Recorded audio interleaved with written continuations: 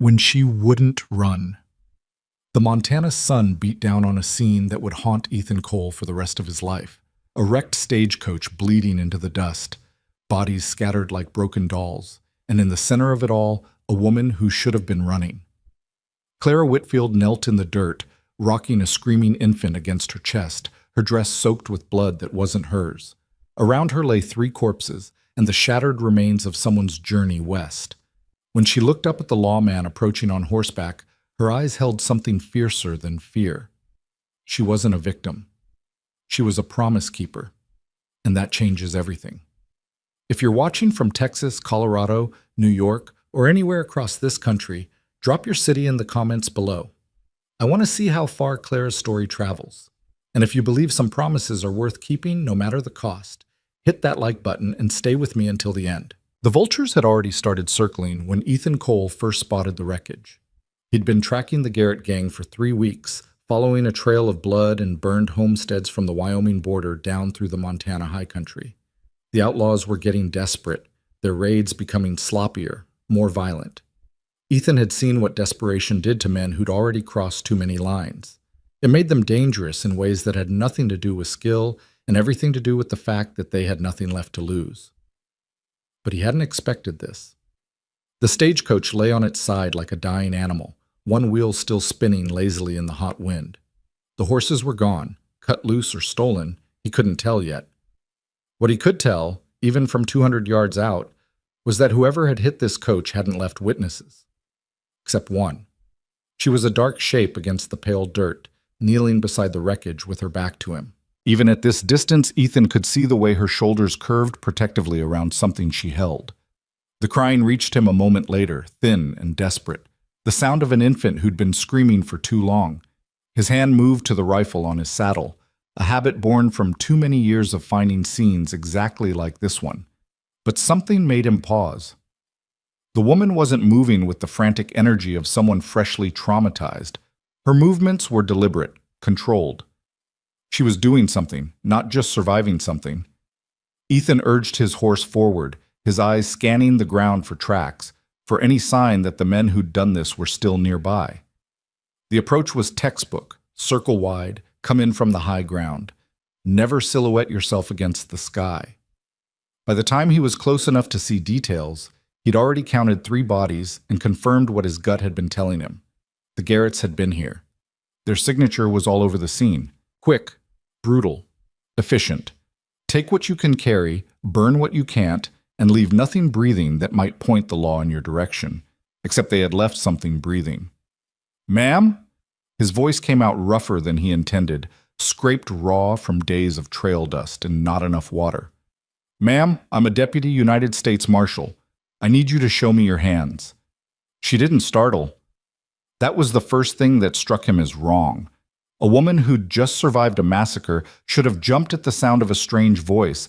Instead, she turned her head slowly, her face coming into profile against the harsh afternoon light. "I can't," she said. Her voice was steady, almost conversational, but there was something underneath it that made the hair on the back of Ethan's neck stand up. "If I move my hands, the baby will fall." Ethan dismounted, keeping his rifle low but ready. Up close, the scene was worse than he'd thought. The driver was sprawled across the coach's side, a bullet hole in his temple. A well-dressed man in a city suit lay face down 10 feet away, his pockets turned inside out. And closest to the woman, barely 3 feet from where she knelt, was another woman, younger, maybe 25, her traveling dress torn and darkened with blood that had soaked into the Montana clay.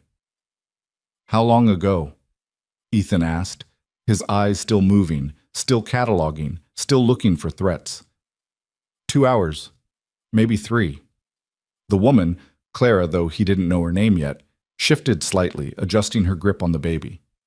They took the strongbox, the mail, everything of value. Then they rode north. Ethan finally let himself look at her directly. She was probably in her early 30s, with dark hair coming loose from pins that had once held it in a respectable bun. Her dress was simple, well-made but not fancy, the kind a schoolteacher or a shopkeeper's daughter might wear. The blood on it was spray pattern, not pooled. She'd been close when someone died, but she hadn't been the one bleeding. "You were on the coach," he said. It wasn't a question. Yes. They let you live.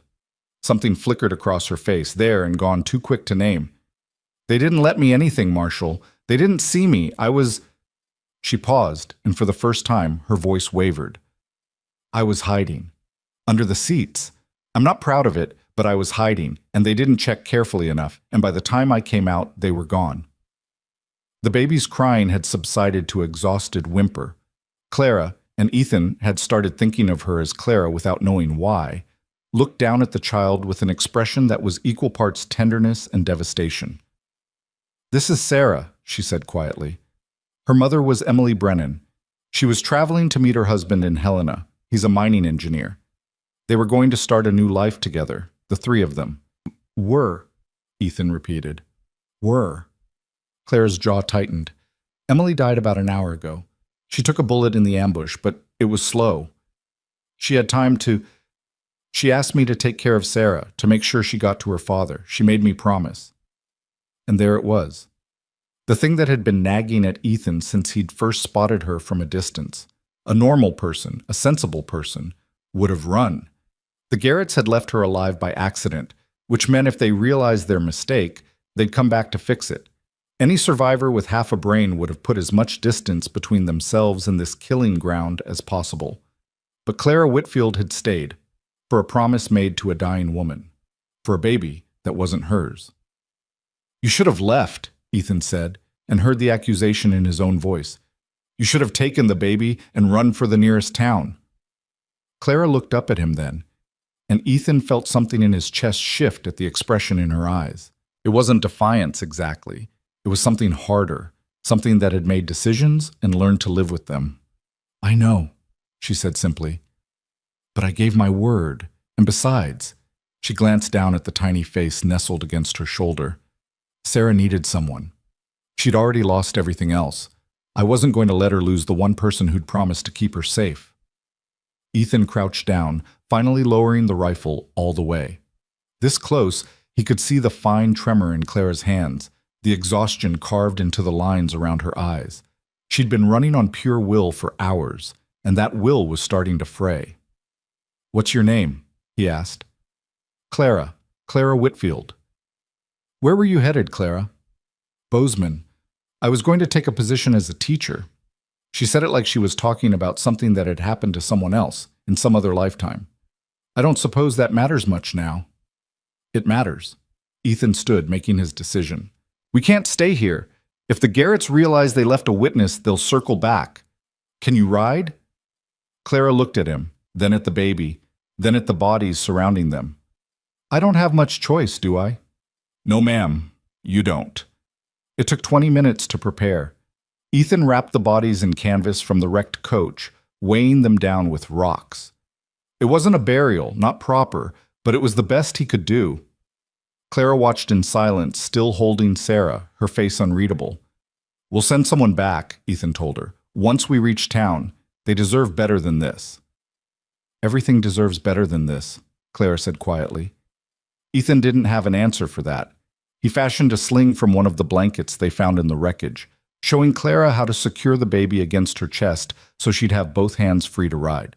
Sarah had finally cried herself to sleep, her tiny fist clutched in the fabric of Clara's blood-stained dress. You ever ridden astride? Ethan asked. No. Clara looked at his horse with something that might have been trepidation. But I'm guessing this isn't the time for propriety. No, ma'am, it's not. He helped her mount, his hands careful and impersonal, and swung up behind her. It was going to be a long, uncomfortable ride to Bear Creek, the nearest town, but it beat staying in a place where death hung so thick you could taste it. They rode in silence for the first hour. The sun was starting its descent toward the western peaks, painting the sky in shades of copper and rust. Beautiful country, Ethan thought, for such ugly work. How long have you been tracking them? Clara's voice startled him out of his thoughts. The Garretts? 3 weeks, give or take. Will you catch them? It was a fair question, delivered without any particular emotion. Ethan considered his answer carefully. Eventually. Men like that, they always make a mistake. They get cocky or desperate or just plain tired, and when they do, I'll be there. Is that what you do? Chase bad men until they make mistakes? There was something in her tone that made him look down at the back of her head, at the dark hair catching the late sunlight. That's one way to put it. Must get lonely. Sometimes. The admission surprised him. But somebody's got to do it. If we all waited for someone else to stand up to the men who take what they want and leave bodies behind, there wouldn't be much civilization left to speak of. Clara was quiet for a long moment. When she spoke again, her voice was softer. Emily, Sarah's mother. She said something before she died. She said she wasn't afraid of dying, but she was terrified of Sarah growing up alone. Terrified that her daughter would never know she was wanted, that she was loved. You promised to tell her, Ethan guessed. I promised to show her. Clara's hand moved to cover the baby's back, protective and gentle. A child shouldn't grow up thinking they were a burden. Everyone deserves to know they mattered to someone. Something in those words hit Ethan harder than it should have. He'd spent most of his adult life in the territories, watching the West get settled one violent incident at a time. He'd seen plenty of death, plenty of loss. But he'd seen precious little of whatever it was that made someone like Clara stay in a killing field because a dying woman had asked her to protect a child. You always this stubborn about keeping promises? He asked, aiming for light and landing somewhere closer to genuine curiosity. Always. There was no humor in it, just fact. My father used to say that the only thing a person really owns is their word. Everything else can be taken from you, your money, your home, your life. But what you promise, what you choose to honor, that's yours. Nobody can take that unless you give it away. Sounds like a good man. He was. Past tense again, Ethan noted. He died when I was 16. Cholera outbreak in St. Louis. My mother followed him 6 months later. I think she just didn't want to be here without him. I'm sorry. Don't be. They had something most people spend their whole lives looking for. They had each other, completely, without reservation. If I'm lucky, I'll find a fraction of what they had. If I don't, she shrugged, the movement careful so as not to disturb the baby. At least I'll know what it looks like. At least I won't settle for less and call it love. The sun was nearly down when they finally saw the lights of Bear Creek in the distance. It wasn't much. A main street with maybe 20 buildings, a church, a saloon, and a handful of homes scattered on the outskirts. But it had a telegraph office and a doctor, and right now, that was all that mattered. Ethan guided the horse toward the doctor's house, a neat white building at the edge of town with lamplight glowing warm in the windows. He dismounted first, then helped Clara down, his hand spanning her waist as she carefully protected the baby. For a moment, they stood close enough that he could see the flecks of gold in her brown eyes, could smell the dust and blood, and underneath it, something that was just her. Then Clara stepped back, and the moment broke. Thank you, Marshal, she said formally, for getting us here safely. Ethan, he corrected without thinking. My name's Ethan Cole. Thank you, Ethan. She said his name like she was testing the weight of it. I don't know what would have happened if you hadn't come along when you did. You'd have figured something out. And he meant it. Looking at Clara Whitfield, blood-stained and exhausted, still holding another woman's child like her life depended on it, Ethan had the strangest certainty that this was a woman who would figure things out, no matter what the world threw at her. The doctor, a gruff man named Patterson who'd seen worse and probably expected to see worse again, took charge of Sarah with professional efficiency. He had a wife, thank heaven, a round-faced woman named Martha who clucked over the baby and promised to find milk and clean clothes and whatever else a motherless child might need. Her father's in Helena, Clara explained, standing in the doorway of the examining room like she couldn't quite make herself leave. Samuel Brennan, he's a mining engineer. Someone needs to send word. I'll wire the sheriff there, Ethan promised. He'll locate Brennan and get him on the next stage. How long will that take? 2 days, maybe 3. Clara's face went carefully blank. I see. You planning to stay until he gets here? Ethan asked, though he already knew the answer. I promised Emily I'd make sure Sarah was safe. I intend to keep that promise. Of course she did. Ethan found himself almost smiling, though nothing about the situation was remotely funny. There's a boarding house on 3rd Street. Mrs. Henley keeps a decent place. I'll walk you over, help you get settled. I don't have any money. Clara said it matter-of-factly, without shame. Everything I had was in my trunk on the coach. I assume the Garretts took it or burned it. Mrs. Henley will extend credit. I'll vouch for you. You don't know me. I know enough. And somehow, impossibly, that was true. Mrs. Henley turned out to be exactly the kind of woman the frontier seemed to produce in abundance.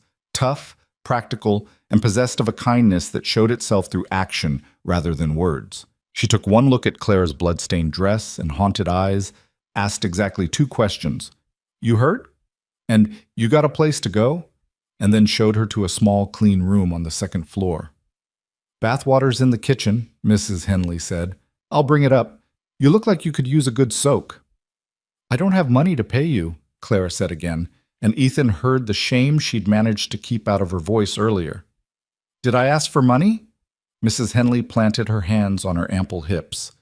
You can work it off once you're rested. I can always use help with the laundry. Now sit down before you fall down, and let me get that bath ready. When she'd bustled out, Clara sank onto the bed like her strings had been cut.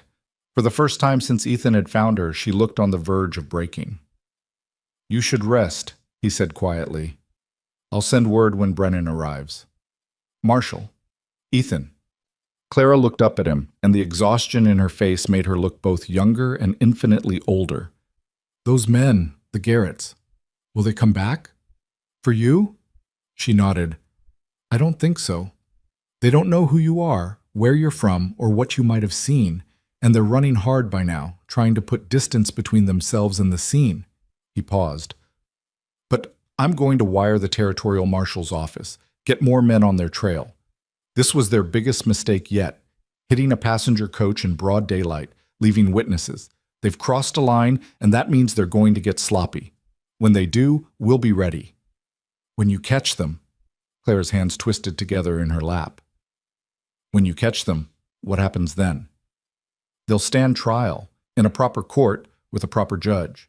And if the evidence says they're guilty, and it will, they'll hang. He expected her to flinch, to look away, to show some sign that the violence of frontier justice troubled her. Instead, Clara just nodded slowly. Good, she said, because men who would kill a mother in front of her child, who would leave a baby to die in the sun, they don't deserve mercy. Ethan studied her face, looking for rage or bloodlust or any of the ugly emotions he'd seen revenge bring out in people. But Clara's expression was calm, almost serene. She wasn't calling for vengeance. She was simply stating a fact about the world and her place in it. I'll leave you to rest, he said, because if he stayed any longer, he was going to start asking questions he had no business asking. If you need anything, I know where to find you. Clara's mouth curved in something that wasn't quite a smile. Thank you, Ethan, for everything.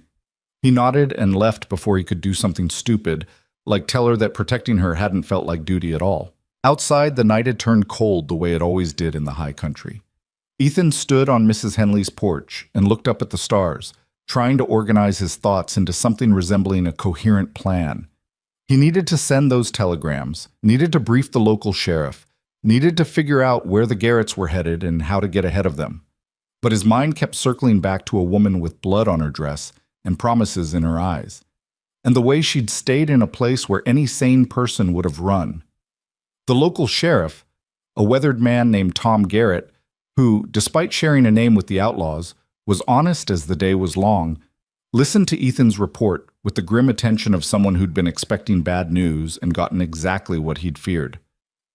The Garrett gang's been getting bolder, Tom said, pouring them both coffee that had been sitting on the stove too long. Hit a ranch outside of Billings 2 weeks ago, killed the owner and his 2 sons, burned the house, took everything that wasn't nailed down. We're dealing with rabid dogs, Ethan. They need putting down. I need more men, Ethan said bluntly. I can track them, but if it comes to a fight, and it will, I'm going to need backup I can trust. I'll wire Fort Ellis, see if the Army can spare a detachment, and I've got 2 deputies who know which end of a rifle to point at the bad guys. It's not much, but it's what we've got. What about the woman, Clara Whitfield? You know anything about her? Tom's eyebrows rose. The survivor? Not much. She came through on last week's stage from Omaha, said she was headed to Bozeman to teach school. Kept to herself, Paid her fare in cash, no trouble. He paused. Why? You think she's involved somehow? No, I think she's... Ethan stopped, not sure how to finish that sentence. I think she's someone who keeps her promises, even when it costs her. And in my experience, that kind of person is rare enough to be worth protecting. Tom studied him with the assessing gaze of a man who'd known Ethan for 5 years, and could read him better than most. You getting attached, Cole? I'm doing my job. Uh-huh. Tom's tone said he didn't believe that for a second, but he was kind enough not to push. Well, your job just got more complicated. Word is, the territorial governor's getting pressure from back east about the lawlessness out here. He's looking to make an example of someone. If you bring in the Garretts, when I bring them in. When you bring them in, Tom corrected with a slight smile, you're going to be a hero. Newspapers, medals, maybe even a promotion. You ready for that? Ethan thought about Clara, about the quiet strength in her voice when she'd said that everyone deserves to know they mattered, about the way she'd cradled a stranger's baby like it was the most important thing in the world. I'm ready to do whatever it takes to make sure men like the Garretts can't hurt anyone else, he said. Everything else is just noise. Tom raised his coffee cup in a mock salute. Then let's get to work. The next 2 days passed in a blur of telegrams, depositions, and preparation. Ethan interviewed Clara 3 times, taking down every detail she could remember about the attack, the number of men, their descriptions, the direction they'd ridden, everything. She answered his questions with the same steady composure she'd shown at the coach, never breaking, never wavering. But Ethan was watching for other things now, the way her hands trembled slightly when she talked about hearing Emily Brennan's last breath, the haunted look that crept into her eyes when she thought no one was watching, the way she visited the doctor's house twice a day, checking on Sarah, holding the baby while Martha Patterson prepared bottles and changed diapers and did all the practical things that keeping an infant alive required. She's gotten attached, Martha told Ethan on the second day, her voice low so Clara wouldn't hear. To the baby. It's going to break her heart when the father comes to claim her. Maybe that's a price worth paying, Ethan said, for keeping a promise. Martha looked at him with knowing eyes. Is that what we're talking about? Promises? Ethan didn't answer because he wasn't entirely sure himself. Samuel Brennan arrived on the morning of the 3rd day, haggard and red-eyed from traveling straight through. He was younger than Ethan had expected, maybe 30, with the soft hands of a man who worked with his mind instead of his back. When Martha brought Sarah out, wrapped in clean blankets and sleeping peacefully, Brennan's face crumpled. Emily, he whispered, and it was both a prayer and a curse. Oh, Emily! Clara stood in the corner of the room, her hands folded in front of her, watching. Ethan saw the exact moment her heart broke, the slight tightening around her eyes, the way her shoulders drew in as if protecting herself from a blow. Mr. Brennan, she said quietly, I'm Clara Whitfield. I was with your wife when she died. Brennan looked up, his eyes red-rimmed and desperate. Was she in pain? Clara moved forward, graceful and certain, and placed her hand on his shoulder. She was at peace, she said, and Ethan knew it was a lie, knew that Emily Brennan had died slowly and in agony, but he also knew it was exactly the lie Samuel Brennan needed to hear. She wanted you to know that she loved you, that she loved Sarah, that she was so proud of the life you were going to build together. It was the right thing to say. Brennan's face twisted, and then he was crying, great shaking sobs that seemed to come from somewhere deep in his chest. Martha ushered them into the sitting room, leaving Ethan and Clara standing in the hallway. You didn't have to do that, Ethan said. Yes, I did. Clara's voice was steady, but her eyes were bright with unshed tears. He needed to believe she wasn't afraid, that she didn't suffer, and maybe if he believes it hard enough, eventually it'll be true. That's how faith works, isn't it? You believe something until it becomes real. Is that what you do? Believe things until they're real? Clara looked at him then, really looked at him, and Ethan felt that same shifting sensation in his chest he'd felt the first time their eyes met. I believe that promises matter, she said. I believe that how we treat each other in the worst moments says more about who we are than anything we do in the good times. And I believe, she paused, seeming to choose her words carefully, I believe that some people are worth staying for, even when running would be easier. Before Ethan could figure out what to say to that, Martha called them back into the sitting room. Brennan had composed himself, though his eyes were still raw. He held Sarah now, awkward and terrified, like he was afraid he might break her. "Miss Whitfield," he said, "I need to thank you for keeping Emily's promise, for making sure Sarah was safe." He swallowed hard. "I don't have much money right now, but once I'm settled again, once I can work—" "I don't want your money, Mr. Brennan." Claire's voice was gentle but firm. "I want you to love that little girl the way her mother loved her. I want you to tell her about Emily, about how brave she was, how strong. And I want you to raise Sarah to be the kind of woman who keeps promises, even when it costs her everything. Can you do that?" Brennan looked down at his daughter, and something shifted in his face. Grief was still there, raw and consuming, but underneath it, Ethan saw the first glimmers of purpose. "I can do that," he said. "I swear it." "Then we have an understanding." Clara reached out and touched Sarah's tiny hand one last time, her fingers lingering for just a moment before she stepped back. "Goodbye, Sarah. Be happy, be loved, be brave." And then she turned and walked out of the room, her spine straight and her head high, and Ethan knew without being told that she was about 10 seconds from falling apart. He found her behind the doctor's house, standing in the small garden Martha kept, her arms wrapped around herself like she was trying to hold the pieces together. She wasn't crying, not quite, but her breathing was sharp and shallow, like each inhale cost her something. "You did a good thing," Ethan said, stopping a careful distance away. "I gave away a piece of my heart." Claire's voice was raw. "To a child who will never remember my name. And the worst part is, I'd do it again. I'd make that same promise 1,000 times, even knowing how much this hurts." "Why?" She turned to look at him, and the vulnerability in her face made his chest ache. "Because she needed someone, and I was there. Because sometimes the right thing and the hard thing are the same thing. Because—" Her voice broke. "Because I know what it's like to grow up without a mother, and if I could spare Sarah even one moment of that loneliness, it was worth it." Ethan closed the distance between them without thinking, without planning, guided by an instinct he didn't fully understand. "You're not alone, Clara." "Aren't I?" She laughed, but there was no humor in it. "I have no family, no home, no prospects. I was supposed to be a teacher in Bozeman, but I can't even get there now because I have no money and no way to earn any." She looked down at her hands. "I have nothing except a promise I've already kept and nowhere to go when I leave here." "Then don't leave." The words were out before Ethan could stop them, reckless and true. "Bear Creek needs a teacher. The school's been closed for 2 years because we couldn't find anyone willing to take the job. Stay, teach, build something here."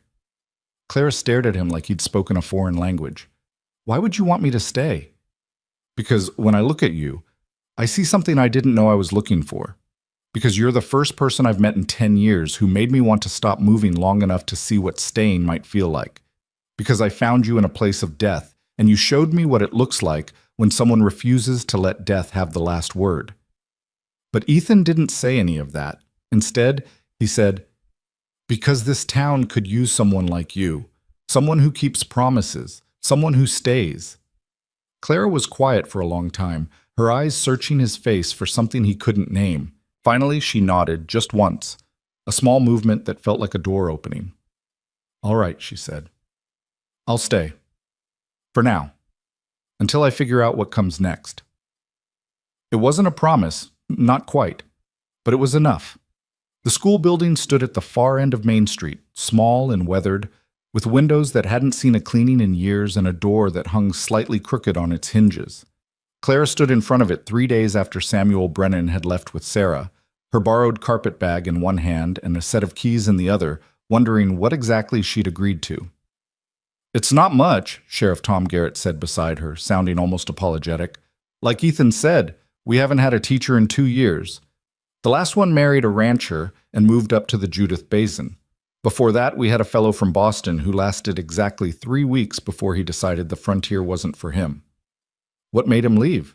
Clara asked, though she suspected she already knew the answer. Tom's mouth twitched. "He said the children were uncivilized, also that the town smelled like manure and the water tasted like dirt.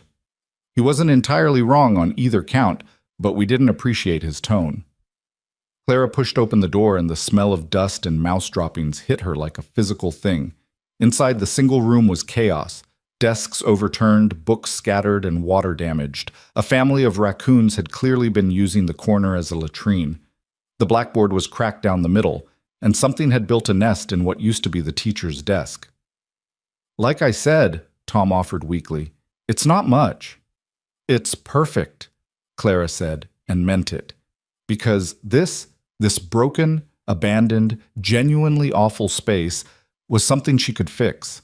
Something concrete and manageable, unlike the tangle of grief and confusion that had taken up residence in her chest since she'd watched Sarah disappear down the road in Samuel Brennan's arms. Tom looked at her like she might be suffering from sun fever.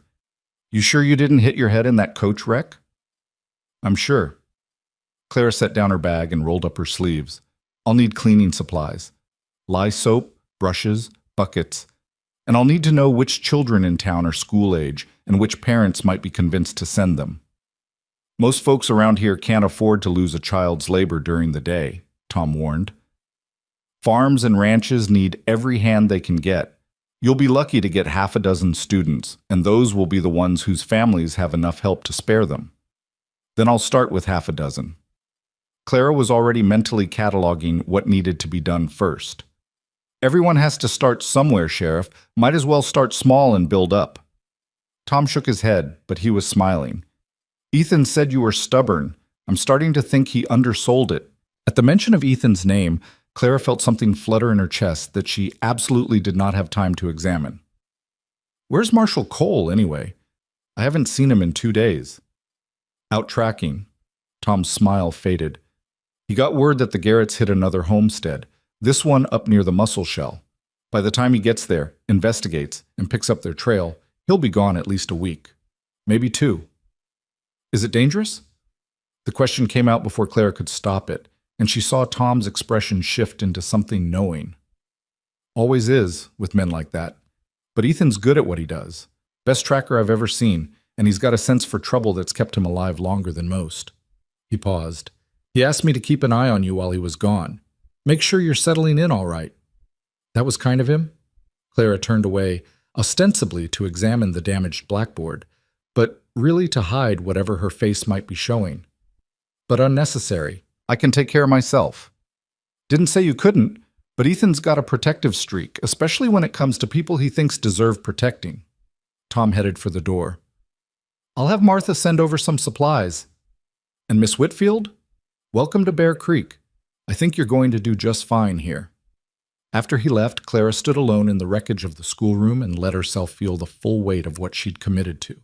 She had no money, no family, no safety net of any kind. If this didn't work, if she couldn't make a success of teaching in this small frontier town, she had nowhere else to go and no other options. But she'd made worse bets on worse odds. And at least here, at least now, she had a purpose. She started with the raccoon nest. By the time the sun set that first day, Clara had cleared out the worst of the debris, scrubbed the floors until her hands were raw, and made a list of repairs that would need someone with actual carpentry skills. Her back ached. Her knees were bruised from kneeling on the hard wooden floor, and she was fairly certain she'd never get the smell of raccoon out of her nose. She'd also never felt more satisfied. Martha Patterson found her sitting on the front steps as twilight settled over the town, eating bread and cheese that Mrs. Henley had packed for her. "Heard you've taken on a project," Martha said, lowering herself onto the step with a slight groan. "Tom says you're planning to reopen the school." "Planning to try," Clara corrected. "Whether I succeed is another matter entirely." "Well, you'll have at least one student, my nephew, Jamie. He's 8, smart as a whip, but he can barely read and his arithmetic is worse. His mother, my sister Ruth, she'd send him if she knew there was a real teacher available. Tell her to send him Monday morning, 8 o'clock sharp." Clara took another bite of bread, chewing thoughtfully. "Who else in town has children the right age?" Martha started listing names, and Clara committed them to memory. The blacksmith's 2 daughters, 7 and 9. The general store owner's son, age 10. A rancher's family with 4 children ranging from 6 to 12. A widow with twin boys who were more trouble than they were worth, according to Martha, but who probably just needed someone to pay attention to them. "That's nearly a dozen," Clara said when Martha finished. If even half of them show up, that's a good start. You're an optimist, Martha observed. That's either going to serve you well out here or break your heart. My heart's already broken, Clara said lightly. Might as well put the pieces to good use. Martha studied her in the fading light. You're talking about the baby. Sarah. I'm talking about a lot of things. Clara brushed crumbs from her borrowed dress, another cast off from Mrs. Henley's seemingly endless supply of practical clothing. But yes, Sarah, among others. You got someone back east? Someone you left behind? No one who mattered enough to make me stay. Clara looked out at the darkening street, at the handful of lights beginning to glow in windows. My parents died when I was young. I was raised by an aunt who did her duty by me, but never particularly wanted the burden. When I was old enough, I took a teaching position in St. Louis, then another in Omaha. I kept thinking if I moved enough times, I'd find somewhere that felt like home. She laughed quietly. Turns out home isn't a place you find. It's something you build. And you're planning to build it here, in Bear Creek? Clara considered the question seriously. I'm planning to try. I've spent my whole life moving from one temporary situation to another, always waiting for my real life to start. I think I'm tired of waiting. Does this sudden desire for roots have anything to do with a certain tall lawman with good intentions and terrible coffee? I don't know what you mean, Clara said, but she could feel heat rising in her cheeks. Martha laughed, a warm sound that seemed to fill the evening air. Of course you don't, and I'm sure it's pure coincidence that you decided to stay in Bear Creek right after Ethan Cole suggested it. He made a practical argument about the town needing a teacher. And I'm sure that's the only reason you looked like someone kicked you in the chest when Tom mentioned Ethan was out tracking the Garretts. Clara opened her mouth to deny it, then closed it again. Because what was the point? Martha had seen right through her, the way women who'd lived long enough to understand human nature always did. I barely know him, she said instead, which was true but also somehow completely beside the point. Sometimes that doesn't matter. Martha's voice went soft. Sometimes you meet someone and you just know. It's not logical, it's not sensible, but it's real.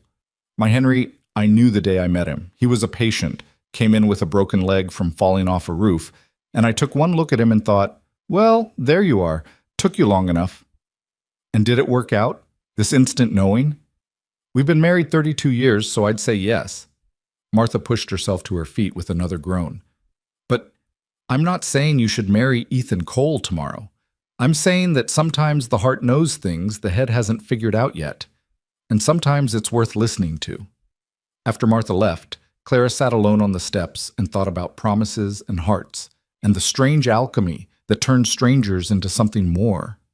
She thought about Ethan's steady presence in the aftermath of horror, the way he'd looked at her like she was someone worth protecting, the way her chest had tightened when Tom mentioned he was tracking dangerous men in dangerous country. She'd told Martha she barely knew him, and that was true. But she also knew the important things.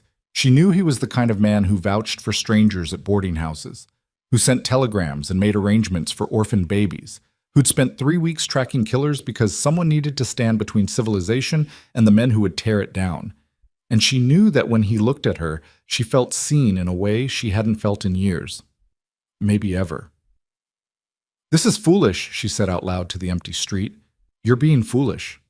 But she stayed on the steps anyway, watching the stars emerge one by one, and wondered if Ethan was looking at the same sky somewhere in the Montana wilderness. The school opened on Monday morning with 7 students, which Clara counted as a victory. Jamie Patterson arrived first, eager and nervous in clothes that had been scrubbed within an inch of their lives. The blacksmith's daughters came next, followed by the rancher's children, who looked like they'd rather be anywhere else. The general store owner's son slouched in last, his expression making it clear that he was only there because his mother had given him no choice. Clara stood at the front of the room, now clean, if still shabby, and looked at the 7 faces watching her with varying degrees of interest and suspicion. Good morning, she said. My name is Miss Whitfield, and I'm very glad you're here. We don't have a choice, one of the rancher's boys muttered. Ma said we had to come. That's true for today, Clara agreed. But tomorrow, the choice will be yours. I can't make you learn. I can't make you care about reading or arithmetic or history. All I can do is show you what's possible and let you decide if you want it. That got their attention. They were used to adults who demanded obedience, who enforced rules with switches and shame. The idea that they might have agency in their own education was clearly foreign. "What if we decide we don't want it?" the store owner's son challenged. "Then you'll grow up to be exactly what everyone expects you to be," Clara said calmly. "Which might be fine. Plenty of people live perfectly good lives doing what's expected. But some people want more. They want to understand how the world works, want to be able to write letters and keep accounts and read books that take them places they'll never physically go. If you're one of those people, I can help you. If you're not..." She shrugged. "The door's not locked." For a long moment, nobody moved. Then Jamie Patterson raised his hand. "I want to learn to read," he said quietly. "Real reading, not just sounding out words. I want to read whole books." "Then that's what we'll work toward." Clara smiled at him. "Anyone else?" Slowly, tentatively, the other hands went up. Even the rancher's boy who'd complained, even the store owner's son who'd challenged her. They were children on the edge of something, caught between the limited world they knew and the vast possibility of everything they didn't yet understand.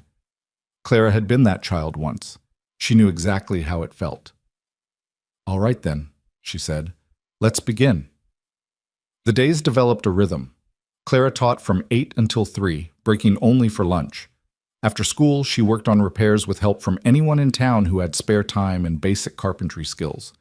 Evenings were spent planning lessons and reading by lamplight in her small room at Mrs. Henley's boarding house. It was exhausting. It was lonely. It was the most purposeful Clara had felt in years. The children began to trust her, slowly and then all at once. They brought her their questions, their frustrations, their small triumphs. Jamie Patterson could read full sentences now, his face lighting up with wonder every time the marks on a page resolved into meaning. The blacksmith's younger daughter had a gift for numbers that Clara was carefully nurturing. Even the troublesome rancher's boy, whose name was Tommy, had started staying after school to ask questions about history, about the wider world beyond Montana territory. "Why do you care so much?" he asked her one afternoon in late October, genuine confusion in his voice. "It's not like we're going to amount to anything. We're just ranch kids and blacksmith's daughters. Nobody important." Clara set down the paper she'd been grading and looked at him directly. "Tommy, do you know what I was before I came here?" He shook his head. "I was nobody important either, just an orphan girl who got lucky enough to get an education. And that education, the ability to read, to write, to think clearly, that's what gave me choices. It's what let me decide that when I wanted to start over, I could. You're not just anything. You're a person with a mind and potential, and what you become depends entirely on what you choose to do with that." Tommy ducked his head, but not before she saw the hunger in his eyes, the desperate want to believe that he could be more than what circumstance had handed him. "Now," Clara said briskly, before the moment could get too heavy, "tell me what you remember about the Louisiana Purchase." Ethan returned in early November, 2 weeks after he'd left. Clara heard about it before she saw him. Martha stopped by the school during lunch to mention, with elaborate casualness, that the marshal was back in town and would probably be by to check on how things were going. "After all," Martha said, her eyes twinkling with amusement Clara didn't appreciate, "he did recommend you for this position. He'll want to make sure his judgment was sound." Clara spent the rest of the afternoon pretending she wasn't listening for the sound of boots on the wooden steps, pretending her heart hadn't started beating faster at the knowledge that he was nearby. It was ridiculous. She was a grown woman, not a schoolgirl with a crush. But when Ethan finally appeared in the doorway just as she was dismissing the children for the day, Clara's breath caught in a way that had nothing to do with surprise. He looked tired, she noticed. There were new lines around his eyes, and his clothes were trail dusty and worn. But he smiled when he saw her, a slow, genuine expression that made something warm unfurl in her chest. "Miss Whitfield," he said formally, nodding to the children who were staring at him with open curiosity. "I hope I'm not interrupting." "Not at all, Marshal Cole. We were just finishing." Clara turned to her students. "Remember, tomorrow we're starting the multiplication tables. I expect everyone to practice their sums tonight." The collective groan that followed was music to her ears. It meant they cared enough to complain. After the children had scattered, Ethan stepped fully into the room, looking around at the changes she'd made. The repaired desks, the cleaned windows, the new blackboard that the carpenter had installed last week. His expression was hard to read. "You've done well here," he said finally. "Better than well. You've made something out of nothing." "I had help." Clara began gathering papers, needing something to do with her hands. "The whole town pitched in. Tom found me books. Martha donated slates and chalk. Even Mrs. Henley contributed paper and pencils. But you did the work. You showed up every day and made them believe it mattered." Ethan moved closer, his boots loud on the wooden floor. "Tom says the children actually want to come to school now. That's not nothing. They're good children. They just needed someone to see them." Clara risked a glance at his face and found him watching her with an intensity that made her skin warm. "How was your hunt? Did you find the Garretts?" Something dark crossed Ethan's expression. "We found them, or what was left of them." Clara's hand stilled on the papers. "What do you mean?" "They hit the wrong homestead. Turned out the family they tried to rob included 3 brothers, all Army veterans who'd fought in the war. By the time we got there, 2 of the Garretts were dead and the other 3 were in irons." Ethan's jaw tightened. "It's over. They'll stand trial in Helena next month, but the outcome's not in doubt. They'll hang." "Good." Clara said it firmly, without hesitation, and watched something shift in Ethan's eyes. "You really mean that?" "I do. Those men killed Emily Brennan. They would have left Sarah to die in the sun. They've destroyed lives, families, futures. Why would I want anything less than justice?" "Most women—" Ethan stopped, shook his head. "Never mind. You're not most women." Is that a compliment or a criticism? It's an observation. He was close enough now that she could see the gold flecks in his brown eyes, could smell leather and horse, and the particular scent of the high country that clung to men who spent their lives outdoors. "Clara, I need to ask you something." Her heart kicked against her ribs. "All right." "Did you stay in Bear Creek because you wanted to teach, or did you stay because I asked you to?"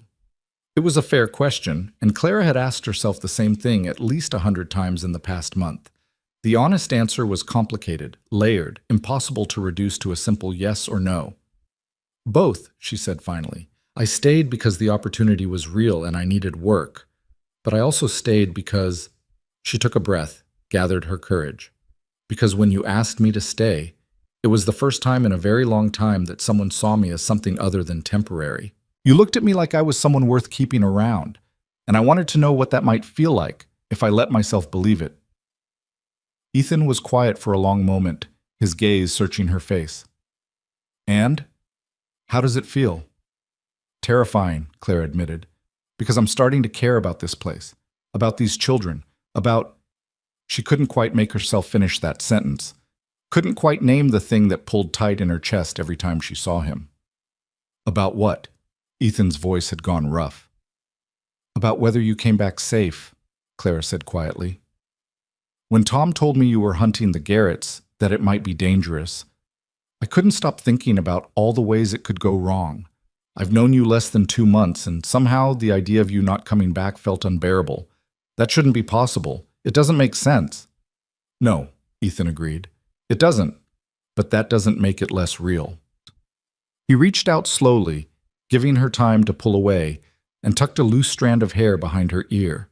His fingers lingered for just a moment against her cheek, warm and calloused and gentle.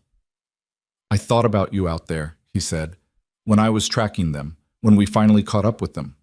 I kept thinking about how you stayed with a dying woman and kept a promise to a stranger. How you saw a broken-down school and decided to fix it. How you look at difficult things and don't flinch." His hand dropped back to his side. "You're the bravest person I've ever met, Clara Whitfield, and I don't know what to do with that except tell you the truth." "What truth?" "That I want to know you, really know you. Not as the marshal who helped you when you needed it, but as—" He paused, seeming to search for words. "As someone who sees you the way you deserve to be seen. As someone who wants to build something with you, if you're willing." Claire's throat had gone tight. "Build what?" "I don't know yet." Ethan's smile was crooked, uncertain in a way she'd never seen from him before. "But I'd like to find out. if you're interested. She should say no. Should point out all the very sensible reasons why this was a terrible idea. She'd barely been in town 2 months. She was still grieving the loss of Sarah. She had her teaching position to think about and a reputation to maintain. Getting involved with the local lawman would complicate everything. But when Clara opened her mouth, what came out was, "I'm interested."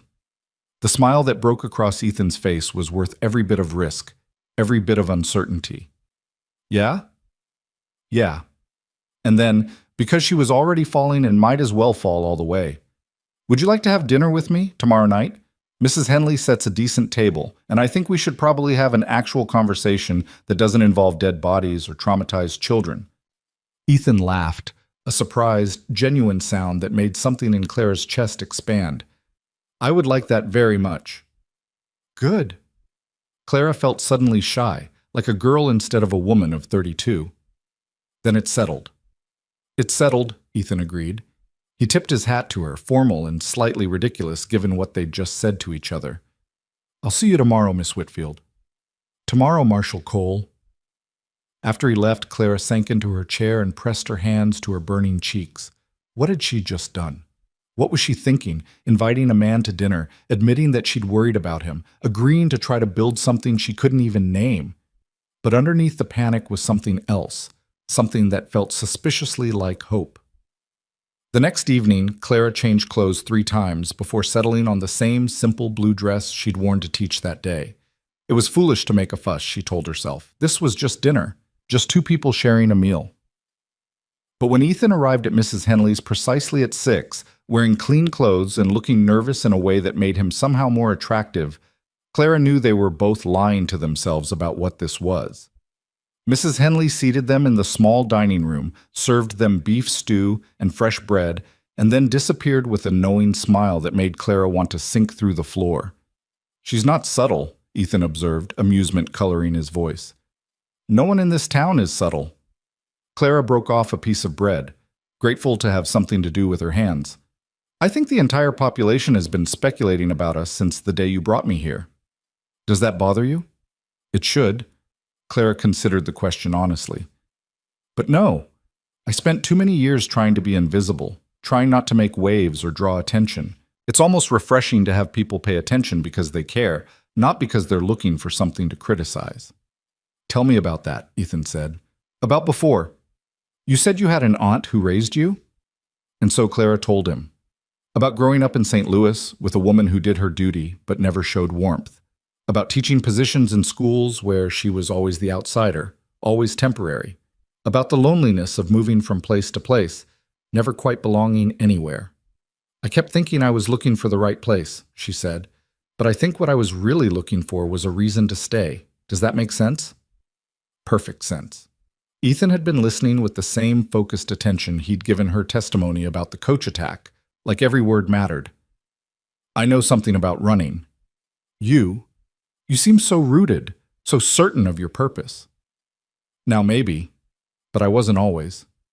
Ethan looked down at his bowl, his expression distant. "I grew up in Ohio. My father was a farmer, wanted me to take over the family land, but I couldn't." He stopped, started again. "After the war, I couldn't settle. Couldn't stand being in one place, doing the same things day after day. So I headed west and kept heading west until I found work that felt like it mattered. Chasing bad men. Protecting good people," Ethan corrected gently. "There's a difference. One is about revenge. The other is about making sure there's something worth protecting." He looked up, met her eyes. "I thought that was enough. The work, the purpose, the constant moving. And then I met a woman who stayed in a killing field because she'd made a promise, and suddenly what used to feel like enough started feeling hollow." Clara's breath caught. "Ethan, I'm not asking for anything," he said quickly. "I'm just telling you the truth. That's what we're doing here, right? Being honest?" "Right." Clara swallowed hard. "Then I should tell you that I'm terrified. Of this, of you, of how much I already care after such a short time. I've spent my whole life being careful, being safe, not taking risks that might leave me hurt. And everything about you feels like a risk." "Is it worth it?" Ethan's voice was quiet, intense. "The risk?" Clara thought about the past 2 months, the broken school she'd rebuilt, the children who looked at her with trust and hope, the way this small, dusty frontier town had started to feel less like exile and more like home. And yes, the way her heart lifted every time she saw a tall figure in a lawman's coat walking down Main Street. "I think it might be," she said. "I think you might be." Ethan reached across the table, his hand palm up in invitation. Clara looked at it for a long moment, at the calluses and scars, at the strength and steadiness, and then she placed her hand in his. His fingers closed around hers, warm and certain, and Clara felt something shift and settle in her chest, like a piece of herself she hadn't known was missing had finally found its way home. They talked long after they'd finished eating, about everything and nothing, about books they'd read and places they'd seen and dreams they'd had as children, about the difference between loneliness and solitude, between running away and moving forward, about what it meant to choose a life instead of just letting life happen to you. "I want to do this right," Ethan said as the evening wound down. "Court you properly, take you to church socials and town dances. Let people see that my intentions are honorable." "Are they?" Clara asked, only half teasing. "Honorable." "Completely." Ethan's expression was serious. "I'm not interested in something temporary, Clara. I'm too old and too tired for games. If we're doing this, I want to do it with the intention of building something that lasts." That's a lot of pressure for a second conversation. Is it? Because from where I'm sitting, we've been having the same conversation since the day I found you. We've just been taking our time getting around to saying it out loud. He was right, Clara realized. This thing between them, this pull, this recognition, it had been there from the beginning. They just needed time to trust it, to trust themselves. "All right," she said. "Let's build something that lasts. Let's see what happens when two people who've spent their lives running finally decide to stay." Ethan's smile was like sunrise, warm and full of promise. "I'd like that very much." He walked her to her room afterward, proper and respectful, but at her door he paused. "Thank you," he said, "for taking a chance on this. On me." "Thank you for asking me to stay," Claire replied, "for seeing something in me worth keeping around." "Always," Ethan said, and it sounded like a vow. After he left, Clara sat by her window and looked out at the Montana night. Somewhere out there, Sarah was growing up safe and loved. The Garrett gang was behind bars awaiting justice. And here, in this small town at the edge of everything, Clara Whitfield had found something she'd stopped believing existed. She'd found a place worth staying for, and more terrifying, more wonderful, she'd found a person worth staying with. It was too soon to call it love, too soon to make promises about forever. But it was enough to make her believe that forever might be possible, and for now, that was more than enough. Winter came to Bear Creek with a vengeance that year, bringing snow that piled 3 feet deep against the schoolhouse walls and temperatures that made Clara's bones ache. But the children still came, bundled in layers of wool and fur, their cheeks red from the cold and their eyes bright with the hunger to learn. Clara kept the pot-bellied stove burning hot and taught them mathematics while they huddled close for warmth, their breath making clouds in the frigid air. Ethan came by most evenings after his rounds, checking on the stove, bringing extra firewood, staying for coffee that they drank while sitting on opposite sides of her small room at Mrs. Henley's, propriety maintained even as something deeper grew between them. They talked about everything, his cases, her students, books they'd read, places they'd seen, and slowly, carefully, they began talking about futures that included each other. "The territorial judge is coming through in February," Ethan mentioned one night in mid-December, his hands wrapped around his coffee cup. "He'll be hearing the Garrett case in Helena. I'll need to testify, and so will you." Clara felt something cold settle in her stomach that had nothing to do with the weather. "I'll have to see them? Face them?" "You'll have to be in the same courtroom. But Clara, they'll be in shackles, surrounded by armed guards. They can't hurt you." Ethan leaned forward, his expression earnest. "I'll be right there with you. I won't let anything happen to you." "I know." And she did know, intellectually. But the thought of being in the same room as the men who'd killed Emily Brennan, who'd left Sarah orphaned, who'd shattered so many lives, it made her hands shake. Ethan noticed, because he noticed everything about her. He set down his cup and moved to kneel beside her chair, taking her trembling hands in his steady ones. "You don't have to do this if you can't," he said quietly. Your testimony would help, but we have enough evidence without it. The homesteaders who captured them, the physical evidence, the other crimes they've committed. If testifying is too much—" "No." Clara cut him off, her voice firmer than she felt. "I need to do this. For Emily. For Sarah. For everyone they've hurt. I need to stand up and tell the truth about what they did." "Then I'll be right beside you," Ethan promised, every step of the way. He was still holding her hands, and Clara found herself studying the way his fingers intertwined with hers, rough and warm and solid. Without thinking, she lifted one of his hands to her cheek, pressing it there like she could draw strength from his touch. "Stay," she whispered, "just for a little while longer." Ethan stayed until the fire in the stove burned low, and Mrs. Henley's pointed cough from the hallway reminded them that propriety had limits. When he finally left, Clara lay awake in the darkness and tried not to think about standing in a courtroom and reliving the worst day of her life. The weeks before Christmas passed in a blur of lesson plans and evening visits, of children's recitations and stolen moments with Ethan that felt both entirely innocent and charged with possibility. The town was preparing for a Christmas social, and Clara found herself swept up in the preparations despite her initial reluctance. "You're part of this community now," Martha told her firmly while they cut paper decorations in the church basement. "That means you participate in the celebrations, like it or not." "I like it," Clara protested. I'm just not used to being included." "Well, get used to it." Martha tied off a string of paper chains with efficient movements. "And speaking of being included, I hear Ethan Cole asked you to save him a dance at the social." Clara felt heat rise in her cheeks. News travels fast. In a town this size, news travels at the speed of light. Martha's eyes twinkled. "So are you going to dance with him, or are you going to keep pretending you're not head over heels for the man?" "I'm not. We're not. It's complicated." "Love usually is." Martha set down her scissors and looked at Clara seriously. "But sweetheart, sometimes the complicated things are worth the effort. And I've seen the way you two look at each other when you think nobody's watching. That's not complicated. That's as simple and true as it gets." The Christmas social arrived with clear skies and temperatures cold enough to freeze spit before it hit the ground. The church hall had been decorated with pine boughs and candles, and someone had brought in a fiddle player from the next town over.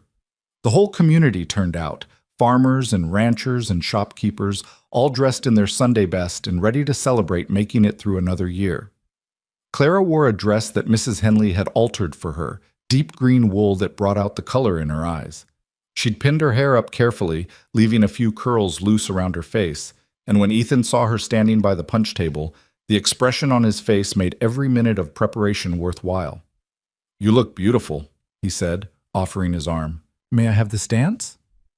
"You may," Clara said, and let him lead her onto the floor.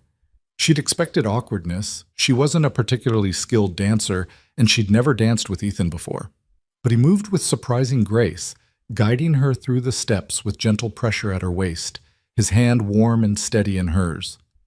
"Where did a frontier lawman learn to dance like this?" Clara asked, breathless from more than just the movement. "My mother insisted," Ethan said, a smile playing at the corners of his mouth. "She said that a gentleman should be able to dance, regardless of what profession he chose. I fought her on it, but now—" His hand tightened slightly at her waist. "Now I'm grateful." They turned in time to the music, and Clara caught sight of her students watching from the sidelines. Jamie Patterson gave her an enthusiastic wave, and the blacksmith's daughters were whispering behind their hands, giggling at the sight of their teacher dancing with the marshal. "We're being watched," Clara murmured. "Let them watch." Ethan pulled her marginally closer, still respectable, but intimate enough that Clara could feel the warmth of him through her dress. "I'm courting you, Clara Whitfield. Everyone in this town knows it, and I'm not ashamed of it." "Courting," Clara repeated, testing the weight of the word. "That's very formal." "I'm a formal kind of man when it matters."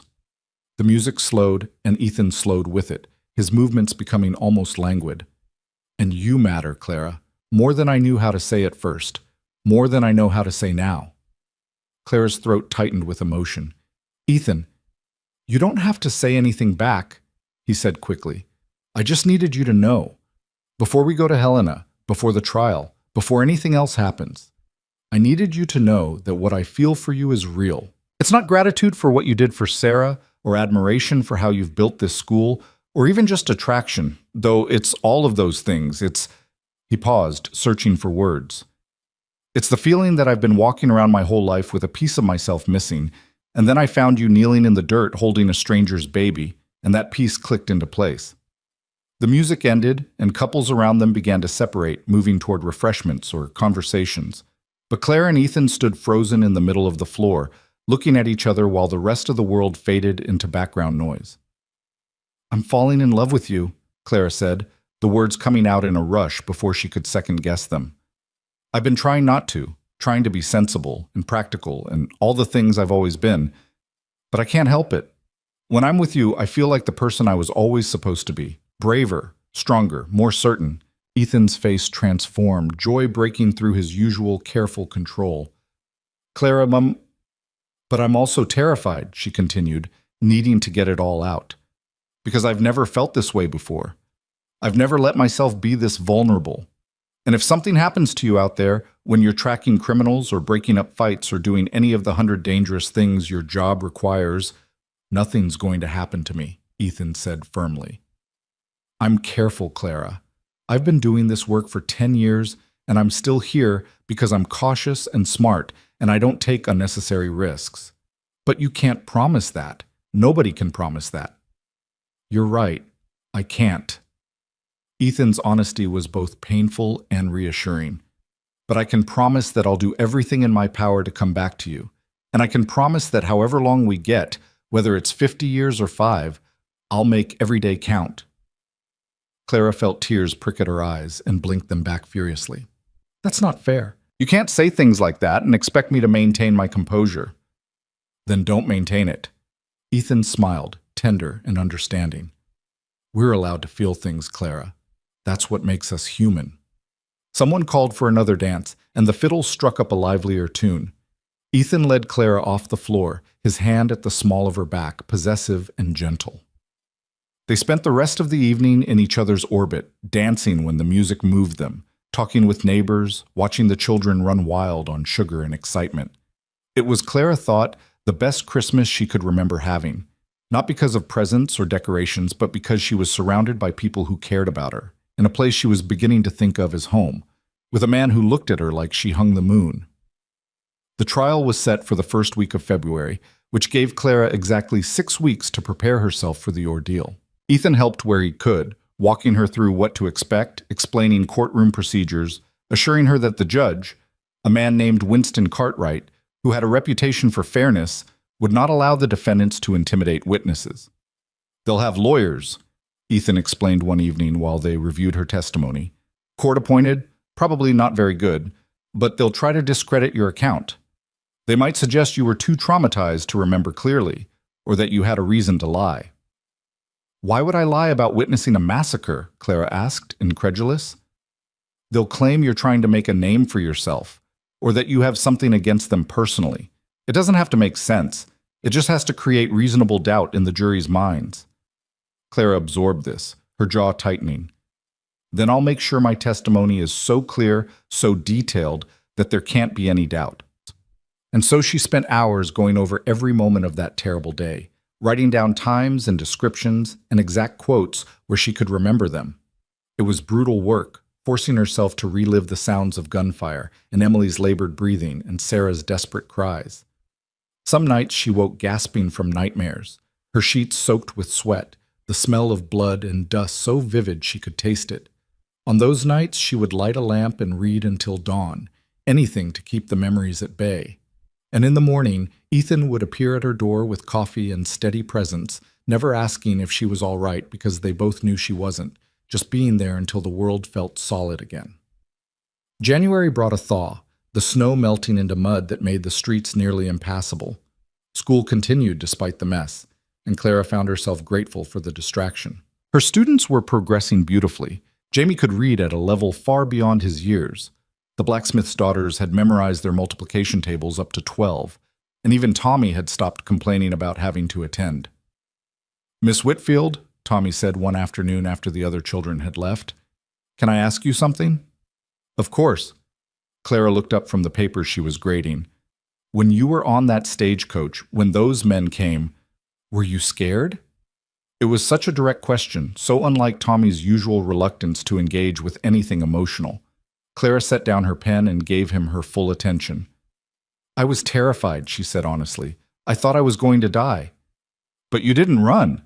Aunt Martha said you stayed even after they left, even though you could have gotten away. I stayed because I made a promise. Sometimes keeping promises costs us something. Tommy chewed on this for a moment. My pa says promises don't matter much in the real world. He says what matters is being smart enough not to get caught doing wrong. Clara's heart sank. She knew Tommy's father had a reputation for cutting corners and bending rules. What do you think, Tommy? Do you believe promises don't matter? The boy was quiet for so long that Clara thought he might not answer. Then he said, I think they matter to you, and you're the smartest person I know, so maybe my pa's wrong. Your father loves you, Clara said carefully, but parents aren't always right about everything. You get to decide for yourself what kind of person you want to be, whether promises matter, whether honesty matters. Those are choices only you can make. And if I choose different than my pa, if I want to be different than him, then you'll be brave, Clara said firmly. The bravest kind of person, someone who chooses their own path instead of just following the one laid out for them. Tommy nodded slowly, something settling in his young face. Thanks, Miss Whitfield. After he left, Clara sat alone in the quiet schoolroom and thought about choices and consequences and the weight of being a person that children looked up to. It was a responsibility she'd never fully appreciated before, this shaping of young minds and hearts. But it was also a privilege, being trusted with their questions and fears and hopes. The stage to Helena left at dawn on the first Monday in February. Clara stood on the platform with her single bag, watching the sun rise over the mountains and trying to calm the churning in her stomach. Ethan was beside her, solid and reassuring, his hand at her elbow. You don't have to do this, he said one more time, giving her a final chance to back out. Yes, I do. Clara turned to face him, and something in her expression must have convinced him because he nodded and didn't argue further. The journey took 2 days, stopping overnight in a way station that was marginally cleaner than a barn. Ethan had arranged for separate rooms, maintaining propriety even though Clara would have given almost anything to not be alone with her thoughts. But she understood why he was being careful. Her reputation mattered, especially as the town's schoolteacher, and any hint of impropriety could undermine everything she'd built. Helena was bigger than Bear Creek, a real city with paved streets and gas lights and buildings that rose 3 stories high. The courthouse was an imposing structure of stone and iron, and just looking at it made Clara's palms sweat. Remember, Ethan said as they climbed the steps, you're just telling the truth. That's all anyone is asking of you. The courtroom was packed with people, reporters from Eastern newspapers, curious locals, family members of other victims. Clara took her seat in the witness section and tried not to look at the defendant's table, but her eyes were drawn there despite her best efforts. The 3 surviving Garrett gang members sat in shackles, their faces hard and unrepentant. The oldest was maybe 40, with a scar running from his temple to his jaw. The other 2 were younger, brothers if the resemblance meant anything, with the kind of cold eyes that came from years of not caring who they hurt. When they brought in the jury, 12 men in work clothes and Sunday suits, farmers and merchants, and ordinary citizens, Clara felt the full weight of what was happening. These men would decide whether the Garretts lived or died, and her testimony would be part of that decision. The prosecutor was a sharp-faced man named Aldrich who explained the case with clinical precision. The murders, the robberies, the pattern of violence that stretched across 3 territories. Then he called his first witness, one of the Homesteader brothers who'd captured the gang. Clara listened as the man described the attack on his family, his voice steady despite the horror of what he was recounting. Then came the territorial marshal who'd investigated the scenes, presenting evidence with professional detachment.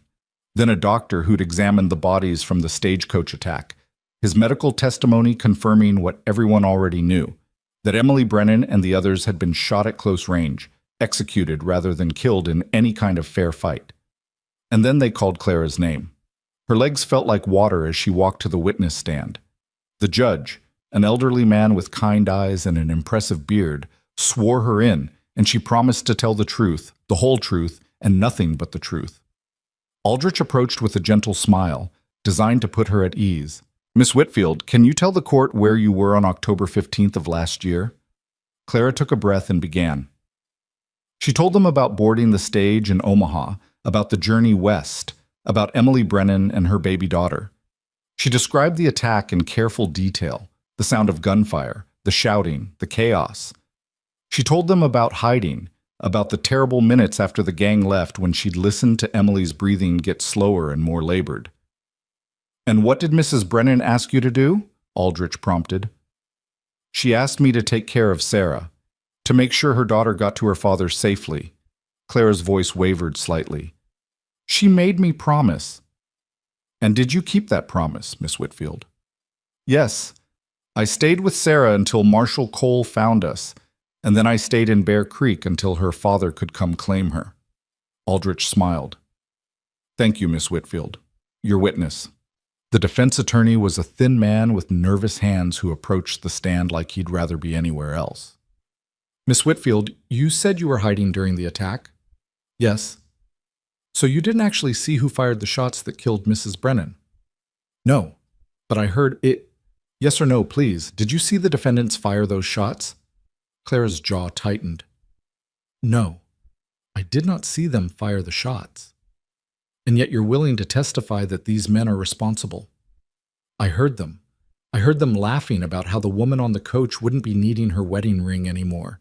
I heard them talking about the strongbox they'd taken and the mail they'd burned. I came out of hiding and saw 3 dead bodies and a dying woman. And the tracks led north, the same direction Marshal Cole was tracking the Garrett gang. The attorney's mouth thinned. But you can't say with absolute certainty that my clients were the ones who... Counselor, Judge Cartwright interrupted mildly. Miss Whitfield has answered your question. Move on or sit down. The attorney tried a few more approaches, suggesting Clara was mistaken about the timeline, implying she might have been too traumatized to remember clearly. But Clara held firm, answering each question with calm precision, and eventually he gave up. When she was finally dismissed, Clara walked back to her seat on shaking legs. Ethan caught her eye from across the room, and the pride and support in his expression steadied her. The trial lasted 3 more days. They heard from more witnesses, more experts, more people whose lives had been destroyed by the Garrett gang's violence. And through it all, the defendants sat impassive and uncaring, showing no remorse for the lives they'd taken. The jury deliberated for less than 2 hours, guilty on all counts. The judge set sentencing for the following morning, and that night Ethan took Clara to a small restaurant where they could sit in relative privacy and try to process what had happened. You were remarkable, he said, reaching across the table to take her hand. The way you held your ground when that lawyer tried to rattle you, Clara, you were perfect. I just told the truth. But she felt the weight of it, the knowledge that her testimony had helped condemn 3 men to death. Ethan, do you ever wonder if we have the right to decide who lives and who dies? Every day, he said quietly. But then I think about Emily Brennan dying in the dirt, about Sarah growing up without a mother, about all the other people the Garretts hurt, all the lives they destroyed, and I remember that justice isn't about revenge. It's about protecting the innocent by removing those who prey on them. Is that enough? Is that justification enough? It has to be. Ethan's grip on her hand tightened, because if we don't stand up to men like that, if we don't say that there are consequences for violence and cruelty, then what's the point of civilization? What's the point of laws and courts and trying to build something better? Clara thought about her students, about the future she was helping them build through education and opportunity, about the choice Tommy was making to be different from his father, about all the small, quiet acts of courage that added up to progress. You're right, she said finally. It has to be enough, because the alternative is chaos. The sentencing hearing the next morning was brief and brutal. Judge Cartwright showed no mercy, condemning all 3 defendants to hang for their crimes. The date was set for March 1st, giving them less than a month to make peace with whatever they believed in. As the marshals led the prisoners away in chains, the oldest one, the one with the scar, turned and looked directly at Clara. His eyes were cold and dead, and for one terrible moment she thought he was going to say something. But then Ethan was there, stepping between them, his body a wall of protection. Don't look at her, Ethan said, his voice flat and dangerous. Don't even think about her. The marshal handling the prisoner jerked him forward, and the moment broke. But Clara felt cold all the way through, chilled by the hatred in that brief glance. "He can't hurt you," Ethan said as they left the courthouse. "He's going to hang, Clara. He can't hurt anyone ever again." "I know." But she still felt the weight of that stare, the promise of violence in those dead eyes. They took the stage back to Bear Creek the next morning, and Clara spent the journey trying to shake off the darkness that had settled over her. Ethan was quiet beside her, clearly giving her space to process, but his presence was a comfort even in silence. When they finally rolled into Bear Creek 2 days later, Clara felt something in her chest ease. The town looked the same as when they'd left, small, dusty, unremarkable to anyone who didn't know better. But to Clara, it looked like home. Mrs. Henley met them at the boarding house with hot coffee and fresh bread. Martha stopped by with news of all the town gossip Clara had missed. And the next morning, her students arrived at school with drawings they'd made and stories they wanted to share, their faces bright with the simple joy of having their teacher back. "Did you see the bad men?" Jamie asked during lunch break, his eyes wide. "I did," Clara confirmed. "I had to tell the judge what happened to make sure justice was served." "Were you scared?" Clara thought about lying, about presenting a brave face, but these children deserved honesty. "Yes," she said, "I was very scared, but Marshal Cole was there with me, and I knew that telling the truth was more important than being comfortable." "That's what you always say," Tommy observed from where he was sitting on the steps. "That doing the right thing is more important than doing the easy thing." "And do you believe it?" Clara asked. Tommy was quiet for a moment, then nodded. "Yeah, I do." That evening, Ethan came by after his rounds, and Clara made tea while he built up the fire in her small stove. They sat together in companionable silence, not needing words to communicate the relief of being home, of being safe, of having survived something difficult together. "Clara," Ethan said finally, setting down his cup, "I've been thinking." "About?" "About us. About the future." He turned to face her fully, his expression serious. "I know it's only been a few months. I know we're still learning each other, still figuring out what this is. But I also know that I don't want to waste time pretending I'm not certain." Clara's heart began to beat faster. "Certain about what?" "About you. About wanting to build a life with you." Ethan reached for her hand, his touch gentle but sure. "I'm not asking for anything right now. I know you need time. No, we both need time. But I wanted you to know where my heart is, where it's been since the day I found you protecting a stranger's child like your life depended on it." "Ethan," Clara's voice caught on his name. "You don't have to say anything back," he said quickly. "I just needed you to know. After the trial, after facing those men and being reminded how fragile life is, I needed you to know that what I feel for you isn't temporary. It's not going to fade. This is real, Clara, the realest thing I've ever felt." Clara looked at him, at this good, steady man who'd walked into her life at its darkest moment and somehow made her believe in light again. "I love you," she said, the words simple and true. "I think I've loved you since you vouched for me at Mrs. Henley's, since you believed I was worth protecting before you knew anything about me except that I kept promises." Ethan's face transformed with joy. "Clara, but I'm still scared," she continued, needing him to understand. "I'm scared of how much I need you, scared of building my life around someone who might not come home one day. I'm scared of being that vulnerable again." "I know." Ethan pulled her close, and Clara let herself lean into his strength. "But here's what I think. Being scared means you're alive. It means you're risking something that matters. And I'd rather risk everything with you than play it safe with anyone else." They sat together as darkness fell outside, holding each other while the fire crackled and the wind howled against the windows. And Clara thought about fear and courage, about the difference between running from life and running toward it. She'd spent so many years playing it safe, keeping her heart carefully guarded, never letting anyone close enough to hurt her. And where had that gotten her? Alone and lonely, moving from place to place without ever belonging anywhere. But here, with Ethan, she was choosing something different. She was choosing to stay, to risk, to build something that mattered even knowing it might break her heart. It was terrifying. It was the bravest thing she'd ever done, and she wouldn't trade it for all the safety in the world. Spring came late that year, the ground staying frozen well into March, but when it finally arrived, it brought wildflowers that carpeted the hills in purple and gold. Clara took her students outside for lessons when the weather allowed, teaching them botany by letting them collect specimens, teaching them writing by having them describe what they saw. The children bloomed along with the landscape, their confidence growing as their knowledge deepened. On the morning of March 1st, Clara woke before dawn and lay in bed watching the sky lighten outside her window. Today the Garrett gang would hang in Helena.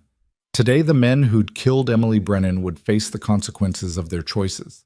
She should have felt satisfaction, maybe even triumph. Instead, she felt only a bone-deep weariness, like some part of her had been holding tension for months and could finally let go. Ethan found her at the schoolhouse during lunch, standing at the window and watching her students play in the muddy yard. He didn't say anything at first, just stood beside her and let his presence speak for itself. "It's done," he said finally. "I got the telegram an hour ago. All 3, no complications." Clara nodded, still looking out at the children. Jamie was showing the younger kids how to skip rocks in a puddle. Tommy was helping one of the blacksmith's daughters climb a tree, patient and careful in a way he never would have been 6 months ago. "Do you feel different?" Ethan asked. "Now that it's over?" "I don't know what I feel," Clara admitted. "Relief, maybe, but also just tired.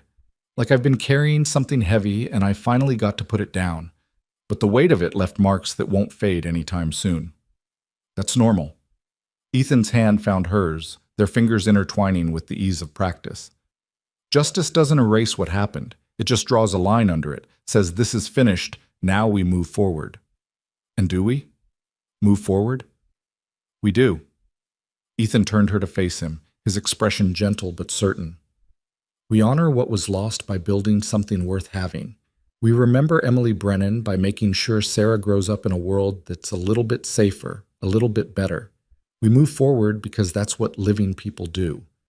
Clara leaned into him, resting her forehead against his chest and breathing in the familiar scent of leather and soap and high country air. "When did you get so wise?" "About the same time I met a woman who taught me that keeping promises matters more than staying safe." She could hear the smile in his voice. "You've changed me, Clara Whitfield. Made me want things I'd convinced myself I didn't need." "What kinds of things?" "A home, a future, someone to come back to at the end of the day." Ethan's arms came around her, solid and warm. "A wife, if she'll have me." Clara's breath caught. She pulled back far enough to see his face, to read the truth in his eyes. "Ethan, I'm not asking yet," he said quickly. "I know it's too soon. Know you need time to breathe after everything that's happened. But I wanted you to know where my heart is heading. Wanted you to know that when you're ready, if you're ready, I'll be waiting." The bell for afternoon lessons rang, and children started trickling back toward the schoolhouse. Clara knew she should step away, should maintain the professional distance that propriety demanded. But instead she rose on her toes and pressed a quick, fierce kiss to Ethan's mouth. "I'll keep that in mind," she said, then slipped past him before he could respond, her heart racing and her face warm. She could feel him watching her as she gathered her students, could sense his smile even without looking back. And for the first time since that terrible day on the Montana plains, Clara felt something very much like joy. The weeks that followed settled into a rhythm that felt almost ordinary. Clara taught, Ethan kept the peace, and in the evenings they found ways to be together that satisfied both their growing need for each other and the town's expectations of decorum.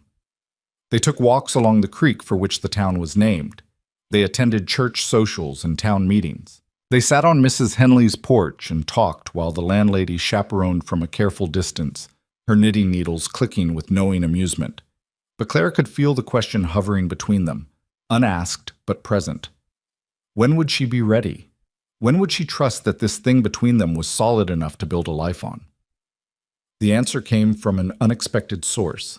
In mid-April, a letter arrived addressed to Clara in careful, educated handwriting. She opened it over breakfast at Mrs. Henley's, expecting perhaps word from the school board in Bozeman or a response to one of her supply orders. Instead, she found a letter from Samuel Brennan, The words were simple but devastating in their sincerity. He wrote about Sarah, who was thriving despite the loss of her mother, about his grief, which remained sharp but was learning to coexist with joy in his daughter's laughter. And he wrote about Clara, thanking her for keeping Emily's promise, for staying when running would have been easier, for making sure Sarah knew she was loved even in her mother's final moments. But it was the final paragraph that made Clara's hands shake. "Emily spoke of you in those last hours," Brennan wrote. "She said you had kind eyes and a steady voice, and she knew Sarah would be safe with you. She also said something else, something I didn't understand at the time, but which has come to mean everything to me. She said, 'That woman knows how to stay. She won't run when things get hard.'" Miss Whitfield, Emily's final gift to me, beyond our daughter, was showing me what strength looks like. She stayed conscious through unbearable pain to make sure Sarah would be protected. And you stayed in a place of death to honor a dying woman's request. You both taught me that love isn't just about the good times. It's about staying through the hard times, about keeping promises even when they cost you everything. I'm writing to thank you for that lesson. It's helping me be the father Sarah deserves. Clara read the letter 3 times, tears streaming down her face, before she finally understood what it was telling her. Emily Brennan hadn't just asked her to protect Sarah. She'd shown Clara what it meant to love someone completely, without reservation, even unto death. And Clara had been so busy being afraid of loss that she'd almost missed the point entirely. Love wasn't about protecting yourself from pain. It was about choosing someone despite the pain, because what you built together was worth the risk. She found Ethan at the sheriff's office, going over reports with Tom Garrett. The moment he saw her face, he stood up. "Clara, what's wrong?" "Nothing's wrong." She was still holding the letter, still crying, and she probably looked like a disaster. "Everything's right. Or it will be if you meant what you said." Ethan's expression shifted from concern to something that looked almost like hope. "What did I say?" "About wanting a wife. About waiting until I was ready." Clara took a shaky breath. "I'm ready, Ethan. I'm ready to stop being afraid and start building something real." Tom Garrett cleared his throat loudly. "I'm going to step outside for a few minutes, check on the horses. Maybe take an hour or 2 doing it." He left, closing the door with exaggerated care, and then it was just Clara and Ethan in the small office, looking at each other across a space that felt charged with possibility. "You're sure?" Ethan asked, his voice rough. "Because Clara, if we do this, if you say yes, I'm going to spend the rest of my life trying to deserve you, and I need to know you're certain. I'm certain that life is fragile and brief, and wasting it being afraid is the worst thing I could do." Clara moved closer, drawn by the gravity of him. "I'm certain that you're the best man I've ever known. I'm certain that when I think about my future, you're in every version of it I can imagine." She stopped directly in front of him, close enough to see the gold flecks in his eyes. "And I'm certain that if you ask me properly, my answer will be yes." Ethan's smile was slow and devastating. He reached into his pocket and pulled out a small velvet box, worn at the edges like he'd been carrying it for a while. "I bought this in Helena," he said, "after the trial. I was going to wait months, maybe a year, give you all the time you needed, but I wanted to have it ready for when you were." He opened the box to reveal a simple gold band with a small diamond, nothing flashy but beautiful in its straightforward elegance. "Clara Whitfield, will you marry me? Will you let me spend the rest of my life keeping the promises I make to you?" "Yes." The word came out fierce and certain, all her doubt burned away by the clarity of what she felt. "Yes, Ethan Cole, I'll marry you." He slipped the ring onto her finger, and it fit perfectly, like it had been made for her hand. Then he was pulling her close, and she was rising to meet him, and their kiss was everything a first kiss should be. Promise and passion and the sweet relief of finally letting yourself fall. When they finally broke apart, both breathless and grinning like fools, Clara pressed her hand to Ethan's chest and felt his heart racing beneath her palm. "When?" she asked. "When should we do this?" "Tomorrow wouldn't be too soon for me," Ethan admitted, "but I suppose we should give the town time to prepare. A month?" 2 weeks, Clara countered. "I don't want a big wedding, Ethan. I just want you and me and the people who matter, making promises we intend to keep." 2 weeks, then. He kissed her again, softer this time, reverent. I love you, Clara. I've loved you since I found you in that killing field, refusing to abandon a child who needed you. And I'm going to love you for the rest of my life. I'm going to hold you to that, Clara said, and meant it with every fiber of her being. News of their engagement spread through Bear Creek faster than wildfire.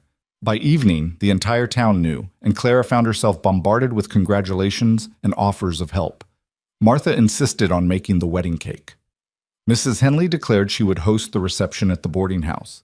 Even Tom Garrett, normally gruff and taciturn, pulled Clara aside to tell her she was getting a good man, and he'd better never hear of Ethan treating her poorly, or there would be hell to pay. Her students were beside themselves with excitement. The girls immediately began planning what they would wear, and Jamie asked if he could stand up with Ethan during the ceremony. "You've been like a son to him," Martha explained when she brought Jamie by to make the request official. "Ever since Ethan started helping with your reading lessons, Jamie's looked up to him something fierce." Clara looked at the boy's hopeful face and felt her heart expand. "I think that would be perfect, Jamie. Every groom should have someone he trusts standing beside him." The 2 weeks passed in a blur of preparation and anticipation. Clara sewed a new dress with help from the blacksmith's wife, who turned out to have a gift for tailoring. Simple cream-colored cotton with lace at the collar and cuffs. Nothing fancy but beautiful in its understated elegance. Ethan arranged for the territorial judge, the same one who'd presided over the Garrett trial, to come perform the ceremony, wanting everything legal and binding. And through it all, Clara felt a sense of rightness that grew stronger each day. This wasn't a hasty decision born of fear or loneliness. This was a choice made with full knowledge of what love cost and what it offered in return. The night before the wedding, Martha hosted a small gathering for Clara at the doctor's house. Just the women of Bear Creek who'd become her friends over the past months, sharing stories and advice and laughter that came from the bone-deep knowledge of what it meant to build a life on the frontier. "Marriage is work," Mrs. Henley said, her usual briskness softened by affection. "Anyone who tells you different is selling something, but it's good work if you've got the right partner." "Ethan's a good man," the blacksmith's wife added. "Patient and kind, but strong when he needs to be. You picked well, Clara." "Or he picked well," Martha corrected with a smile. "Our Clara here is quite the catch. Smart, brave, good with children, and stubborn enough to keep a lawman on his toes." Clara laughed, feeling warmed by the affection in the room. These women had welcomed her when she had nothing, had helped her build a life in this small town, had become the family she'd never quite had before. "Thank you," she said, her voice thick with emotion. "All of you, for making me feel like I belong here." "You do belong here," Martha said firmly. "You've earned your place 100 times over, and tomorrow you're making it permanent." The wedding took place on a Saturday morning in early May, with the whole town gathered in the small church. Clara walked down the aisle alone, having no father to give her away, but she didn't feel alone. Her students lined the pews, their faces bright with joy. The women who'd become her friends watched with tears in their eyes. And at the front of the church, Ethan stood waiting in a new suit, Jamie beside him looking proud and nervous in equal measure. When Clara reached the front and took Ethan's hands, Judge Cartwright smiled at them both. "Dearly beloved," he began, and Clara felt the words wash over her like a benediction. The vows were traditional, the promises ancient and tested by time. To have and to hold, in sickness and in health, for richer or poorer, till death do us part. Clara spoke them clearly, her voice steady, and watched Ethan's eyes fill with emotion as he repeated them back to her. "I now pronounce you husband and wife," Judge Cartwright declared. "Ethan, you may kiss your bride." And he did, there in front of everyone, a kiss that was both chaste and charged with promise. The church erupted in applause and cheers, and Clara laughed against Ethan's mouth, dizzy with happiness. The reception at Mrs. Henley's was a joyful chaos of food and music and dancing. Clara's students performed a song they'd learned specially for the occasion, slightly off-key but enthusiastic. Tom Garrett gave a toast that was surprisingly heartfelt, talking about how Bear Creek had gained not just a teacher, but a pillar of the community. And through it all, Ethan kept Clara close, his hand at her waist or his fingers intertwined with hers, like he couldn't quite believe she was real. As the afternoon wore into evening and guests began to drift away, Clara found herself standing on Mrs. Henley's porch with Ethan, watching the sun set over the mountains. "Happy?" Ethan asked, pulling her back against his chest. "Happier than I knew was possible," Clara admitted. "When I got on that stagecoach 6 months ago, I thought I was just traveling to a new teaching position. I had no idea I was traveling toward home." "We're going to have a good life together," Ethan said, and it wasn't a question or even a promise. It was simply a statement of fact. "We're going to build something that lasts." "We already have." Clara turned in his arms to face him. "We built it with every choice to stay, every promise kept, every moment we chose each other, even when it was scary." Ethan kissed her forehead, tender and reverent. "I love you, Mrs. Cole." "I love you too." And saying it felt like coming home, like finally understanding what all the songs and poems had been trying to tell her. Love wasn't about fireworks or grand gestures. It was about this, standing with someone as the sun set, knowing that tomorrow you'd wake up and choose them again, and the day after that, and the day after that, for as long as you both lived. They'd rented a small house on the edge of town, nothing fancy but theirs. As they walked toward it through the gathering darkness, Clara thought about all the paths that had led her here, the loss of her parents, the lonely years with her aunt, the teaching positions that never quite felt right, the terrible day of the stagecoach attack, the decision to stay in Bear Creek instead of running. Every choice, every heartbreak, every moment of fear or courage had been leading her here. To this man, this town, this life that felt both hard-won and inevitable. Inside their new home, Ethan lit lamps while Clara stood in the center of the main room and looked around. Their furniture was mostly borrowed or secondhand, but it was arranged with care, books on the shelves, curtains at the windows, a quilt on the bed that Martha had made as a wedding gift. "What are you thinking?" Ethan asked, coming to stand beside her. "I'm thinking about Emily Brennan," Clara said honestly, "about how her last act was to make sure Sarah would be loved and protected, about how that one request led to everything else. Staying in Bear Creek, meeting you, building this life. She couldn't have known what would come from that promise, but she trusted me anyway. And you honored that trust." Ethan's arm came around her shoulders. "You kept your promise, Clara. Sarah's safe and loved because of you." "We kept our promise," Clara corrected. "You helped just as much as I did. You've been helping ever since." "Then we'll keep helping." Ethan turned her to face him, his expression serious. "We'll build a life that honors what Emily gave us. We'll raise our children, when they come, to understand that promises matter, and staying matters, and love is something you choose every single day." "Children," Clara repeated, testing the weight of the word. "You want children?" "Eventually, if you do, but there's no rush." Ethan's smile was soft. "We have time, Clara. We have all the time in the world." But even as he said it, they both knew it wasn't entirely true. Life was fragile, time was precious, and nothing was guaranteed. Emily Brennan had taught them that, had paid for that lesson with her life, which was exactly why they needed to make every day count. Clara reached up and pulled Ethan's face down to hers, kissing him with all the love and promise and fierce determination she felt. This was her husband, her partner, her future, and she was done being afraid of what that meant. "Take me to bed, Ethan Cole," she whispered against his mouth. "Take me to bed and show me what forever looks like." And he did, carrying her into their bedroom like she weighed nothing, laying her down on their marriage bed with a gentleness that made her eyes sting with tears. Their first night together was everything it should have been, tender and passionate, awkward and perfect, full of whispered promises and shared laughter and the bone-deep knowledge that they were exactly where they belonged. Afterward, Clara lay in Ethan's arms and listened to his heartbeat steady beneath her ear. Outside, the Montana night was vast and star-filled, full of possibility and promise. Tomorrow she would wake up as Clara Cole, wife and teacher, member of this community, builder of this life. But tonight, she was simply Clara, loved and loving, held safe in the arms of a good man who taught her that staying was braver than running and that the hardest promises were always the ones most worth keeping. "I'm glad I stayed," she whispered into the darkness. Ethan's arms tightened around her. "So am I.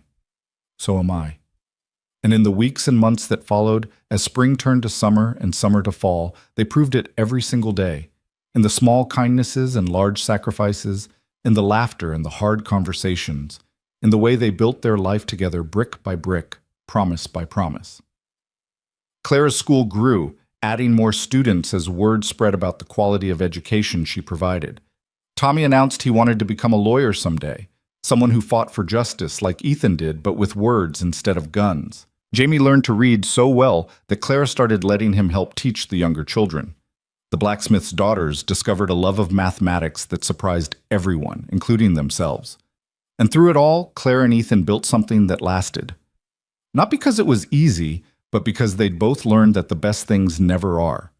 They fought sometimes, about money or time or the 100 small frustrations that came with sharing a life. But they always came back together, always chose each other, always remembered that what they had was worth protecting. On their 6-month anniversary, Ethan came home to find Clara sitting at the kitchen table with a strange expression on her face. "What's wrong?" he asked immediately, always attuned to her moods. "Nothing's wrong." Clara stood and took his hands, placing them on her still flat stomach. "Everything's right. We're going to have a baby, Ethan. We're going to be parents." The joy that broke across his face was like sunrise, warm and full of light. He picked her up and spun her around, laughing with pure delight, and Clara held on tight and thought about promises and futures and the way love multiplied instead of divided. They would name their daughter Emily when she arrived the following spring, not to replace the woman who died, but to honor her. To remember that sometimes the hardest moments of our lives lead directly to the most beautiful ones. And Sarah Brennan, growing up safe and loved in Helena with her father, would never know that she had a namesake in Bear Creek. But Clara would know, and she would tell her daughter, when Emily was old enough to understand, about the woman who'd made a choice in her final moments that changed everything, about staying when running would be easier, about keeping promises even when they cost you everything, about the way love persists even through death and loss and all the 1,000 ways the world tries to break us. Because that was the lesson Clara had learned and the legacy she intended to pass on, that we honor the people we've lost by living fully, by building something beautiful from the broken pieces, by choosing every single day to stay and to love, and to keep the promises that make us human. Clara's pregnancy progressed through the summer like a secret she and Ethan shared with the world. Her body changed gradually, her dresses letting out at the waist, her face taking on the particular glow that came with growing life.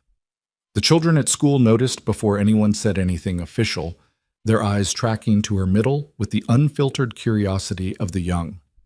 "Miss Cole, are you getting fat?" one of the younger boys asked during arithmetic one sweltering August afternoon, and the entire classroom held its breath. Clara set down her chalk and turned to face her students with perfect composure.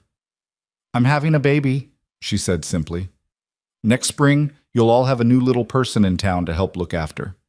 The explosion of questions that followed made her laugh. Would it be a boy or girl? Would the baby come to school? Could they help name it? Would Miss Cole still be their teacher? "Yes," Clara answered that last question firmly. "I'll still be your teacher. Having a baby doesn't change who I am or what I do. It just means I'll be doing it with a little one nearby." Tommy raised his hand tentatively. "My ma said having babies is dangerous, that lots of women die from it."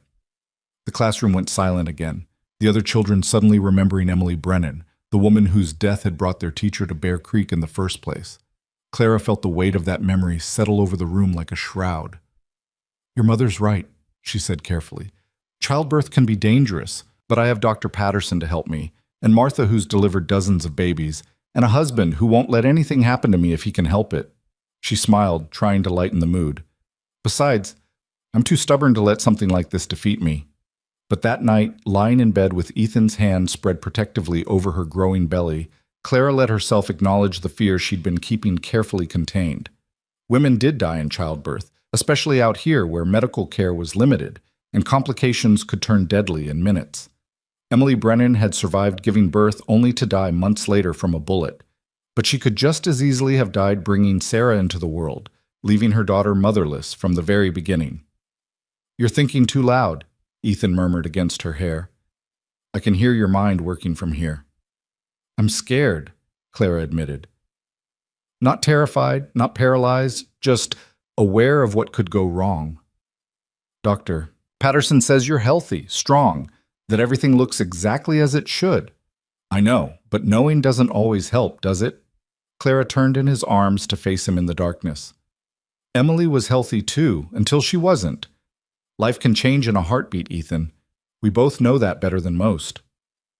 Ethan was quiet for a long moment, his thumb tracing absent patterns on her shoulder. When I was tracking the Garretts, before I found you, I came across a homestead they'd hit 3 days earlier. Family of 5, mother, father, 3 children under 10. The Garretts had killed the parents and left the children alive, probably figuring they'd die on their own without anyone to care for them. Clara's breath caught. What happened to them? I got them to the nearest town, found family willing to take them in. But Clara, those children, they were so young, so scared, and they'd watched their parents die. The oldest was 8, and she kept trying to take care of the younger ones, kept saying it was her job now because Mama was gone. His voice roughened. It broke something in me, seeing that. Made me realize how fragile everything is, how quickly the people we love can be taken from us. That's not helping my fear, Clara said, but her hand found his in the darkness and held tight. I'm getting to the point, Ethan promised. Those children, they survived. They were devastated and traumatized, and their lives would never be the same, but they survived. Because the oldest girl refused to give up, refused to let fear win. She kept them alive through sheer determination until help came. He pulled Clara closer. You've got that same strength in you, Clara, that same refusal to let the hard things defeat you.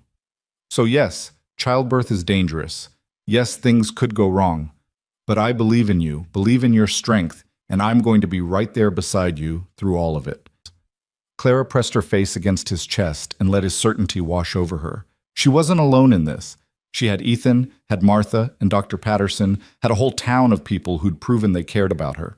And she had herself, Clara Whitfield Cole, who'd stayed in a killing field to keep a promise, who'd rebuilt a broken school with her bare hands, who'd chosen love over safety, and built a life worth having. All right, she whispered. All right. I can do this. We can do this, Ethan corrected. Together. Fall arrived with crisp mornings and leaves that turned the mountainsides into paintings. Clara continued teaching, though she tired more easily now and had to sit during lessons that used to find her on her feet.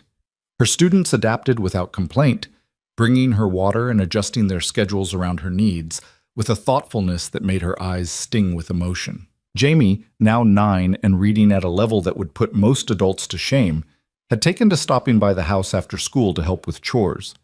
Ethan had started teaching him basic lawman skills, how to track, how to read signs, how to think through problems logically. Clara watched them together and saw the relationship deepening into something that looked very much like father and son. You're good with him, she told Ethan one evening after Jamie had left, his arms full of books Clara had lent him. He's a good kid, smart, eager to learn, respectful. Ethan was cleaning his rifle at the kitchen table, the familiar ritual of checking and maintaining his tools. His aunt and uncle do their best, but they've got their own children to worry about. I think Jamie likes having someone pay attention to just him. You're not just paying attention, Clara observed. You're mentoring him. Training him even. Ethan looked up from his work, his expression thoughtful. Would that bother you, if I was? No, I think it's wonderful. Clara moved to stand behind him, her hands on his shoulders. I think every child deserves someone who believes in them the way you believe in Jamie, the way you believed in me. That's different. You're my wife, and I'm supposed to believe in you. You believed in me before I was your wife, before you even knew my name. Clara leaned down and pressed a kiss to the top of his head. That's what makes you who you are, Ethan Cole. You see potential in people, and you help them become what they're capable of being. Winter came early that year, snow falling in October and staying through November. Clara's belly grew round and heavy, making simple tasks difficult and sleep nearly impossible. She was perpetually uncomfortable, her back aching and her feet swelling, but she refused to complain. This discomfort was temporary, a necessary price for the miracle growing inside her. In December, a letter arrived from Samuel Brennan.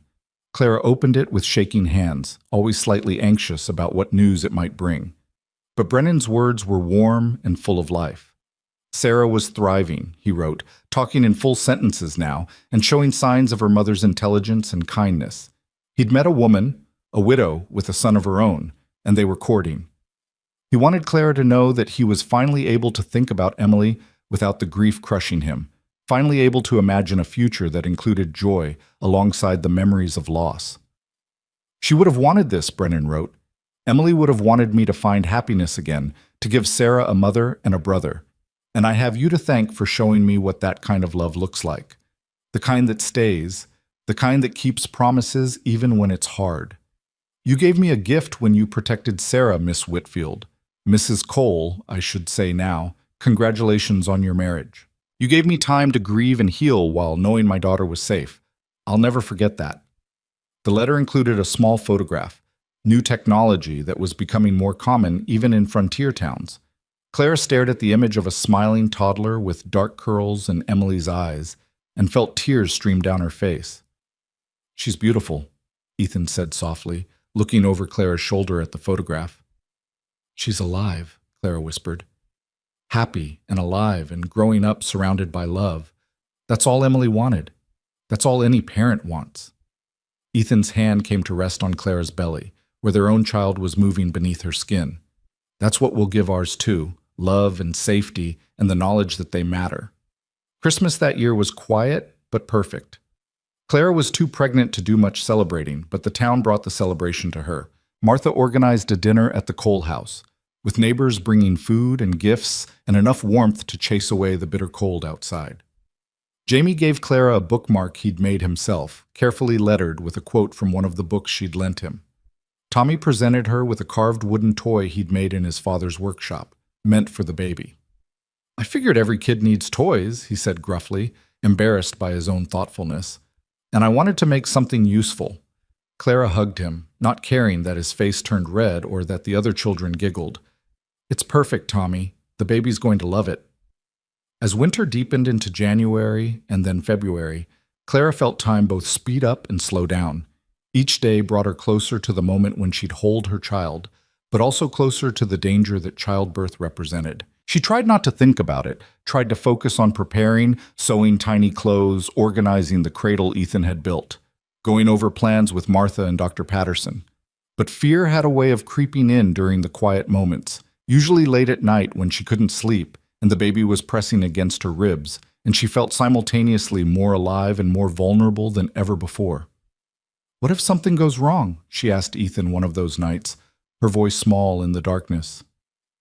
Then we'll deal with it, he said simply. Together, like we deal with everything else. But what if I... She couldn't finish the sentence, couldn't voice the fear that she might die and leave him alone. Leave their child motherless like Sarah. You won't, Ethan said fiercely, pulling her as close as her belly would allow. You won't, Clara, because I won't let you. I didn't find you just to lose you. I didn't build this life just to watch it fall apart. You can't promise that. No one can promise that. Maybe not, but I can promise that I'll fight for you with everything I have, that Dr. Patterson and Martha will do the same, that you won't face this alone. He pressed his forehead against hers. And I can promise that if the worst happens, which it won't, I'll make sure our child knows exactly who their mother was. What you sacrificed, what you stood for, how brave and stubborn and impossibly good you are. Clara cried then, hormones and fear and love all tangled together, and Ethan held her until the tears passed and exhaustion finally pulled her under into fitful sleep. The contractions started on a mild morning in late March, almost exactly a year after Clara had first arrived in Bear Creek. She was at the schoolhouse teaching her students about the westward expansion when the first pain caught her mid-sentence and made her gasp. Jamie was on his feet instantly. Miss Cole? What's wrong? Nothing's wrong, Clara managed, gripping the edge of her desk. But I think you all need to go home early today. Tommy, run and get Martha Patterson. Jamie, find Marshal Cole and tell him it's time. The children scattered like startled birds, some running for help, others racing home to spread the news. Within minutes, the whole town knew that Clara Cole was in labor. Martha arrived first, bustling in with the calm efficiency of someone who'd done this dozens of times. She took one look at Clara and nodded approvingly. Good color, good breathing. You're doing fine, Martha declared. Let's get you home and settled before things get serious." Ethan appeared as they were leaving the schoolhouse, his face pale but determined. "Clara, I'm fine," she said, then gasped as another contraction hit, stronger than the first. "Or I will be. Take me home, Ethan." The next hours blurred together in a haze of pain and pressure, and Martha's steady voice coaching her through each wave. Dr. Patterson came and went, checking her progress, assuring Ethan that everything was proceeding normally. But normal didn't feel normal when your body was tearing itself apart to bring new life into the world. Clara had thought she understood pain. She'd survived grief and loss and the trauma of watching people die. But this was different, primal, and overwhelming, pain with a purpose that both terrified and strengthened her. "You're doing beautifully," Martha kept saying, "strong and steady, just like I knew you'd be." Ethan stayed by her side despite Martha's suggestions that he might be more comfortable waiting elsewhere. He held Clara's hand through every contraction, wiped her face with cool cloths, whispered encouragement that she barely heard over the roaring in her ears. "I can't do this," Clara gasped at one point, when the pain seemed endless and unbearable. "I can't, Martha. I can't." "You can, and you are," Martha said firmly. "You're almost there, Clara, just a little more." And then Dr. Patterson was saying something about pushing, and Martha was coaching her through it, and Ethan was telling her she was the bravest person he'd ever known. Clara gathered every scrap of strength she had left and bore down, pushing with everything she had, determined to meet this child she'd been carrying for 9 months. The baby's first cry was the most beautiful sound Clara had ever heard. "A girl," Dr. Patterson announced, and suddenly there was a tiny, red-faced, perfect human being placed on Clara's chest, still connected by the cord but already so completely her own person. Clara looked down at her daughter, at Emily, named for a woman who'd died so this moment could happen, and felt something in her chest crack open. Love flooded in, fiercer and more overwhelming than anything she'd ever felt. A love that made every fear worthwhile and every moment of pain seem insignificant.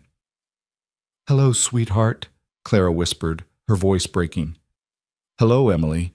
We've been waiting for you." Ethan was crying, she realized dimly. Her strong, steady lawman husband had tears streaming down his face as he looked at their daughter, as he reached out with one gentle finger to touch the baby's tiny hand. "She's perfect," he said roughly. "Clara, she's absolutely perfect." "She is," Clara agreed, and couldn't stop staring at this miracle they'd made. This new life that represented hope and promise, and the future all wrapped up in one tiny, wrinkled package. Dr. Patterson and Martha took over then, cleaning the baby, delivering the afterbirth, checking to make sure Clara was healing properly. Everything was fine, they assured her. No complications, no excessive bleeding, a textbook delivery. Clara had done exactly what she needed to do, and now she just needed to rest and recover. But Clara couldn't rest, couldn't look away from Emily's face. The baby had stopped crying and was looking around with unfocused eyes, taking in her first glimpses of the world. So small, Clara thought. So vulnerable and dependent and completely trusting that they would keep her safe. "I promise," Clara whispered, too quietly for anyone else to hear. "I promise to love you and protect you and teach you what matters. I promise to show you that staying is braver than running, that keeping promises matters, that love is something you choose every single day. I promise to be the mother you deserve." It was a promise she knew she'd spend the rest of her life keeping. The days after Emily's birth passed in a blur of sleepless nights and constant feeding and the particular exhaustion that came with caring for a newborn. But Clara had never been happier. She sat in the rocking chair Ethan had made, nursing Emily while watching the spring sunshine stream through the windows, and felt a contentment so complete it was almost frightening. The town rallied around them the way frontier communities did. Martha stopped by daily to check on both mother and baby. Mrs. Henley brought meals that only needed warming. The children from school made cards and drawings to decorate Emily's room. And Jamie appointed himself the baby's official protector, spending hours sitting beside the cradle and reading aloud from the books Clara had given him. "You're going to be so smart," Jamie told Emily during one of these sessions, his young voice serious. "Miss Cole's going to teach you everything, and you're going to read before you can even walk. And Marshall Cole's going to teach you to track and shoot and be brave. You're the luckiest baby in Montana territory." Clara, listening from the doorway, felt tears prick her eyes. Jamie had lost his own parents young, had been raised by relatives who loved him but were stretched thin with their own responsibilities. In Emily, he'd found someone to care for, someone to protect. And in return, Emily would grow up with a big brother who chose her out of love rather than obligation. When Emily was 2 weeks old, Clara wrote to Samuel Brennan, enclosing a photograph of the baby that the traveling photographer had taken. She told him about the birth, about naming their daughter after the woman whose sacrifice had brought Clara to Bear Creek in the first place. She told him that Emily Brennan's legacy lived on, not just in Sarah, but in this new life that bore her name. Brennan's response came quickly, full of warmth and emotion. He wrote that Emily would have been honored, that nothing would have made her happier than knowing her final act had led to so much love in life. He wrote that he and his new wife had married, that Sarah called her stepmother Mama without forgetting her first mother, that love had a way of multiplying rather than dividing when you let it. "We're building something good here," Brennan wrote. "A family forged from loss but defined by love, just like you and Marshall Cole have done.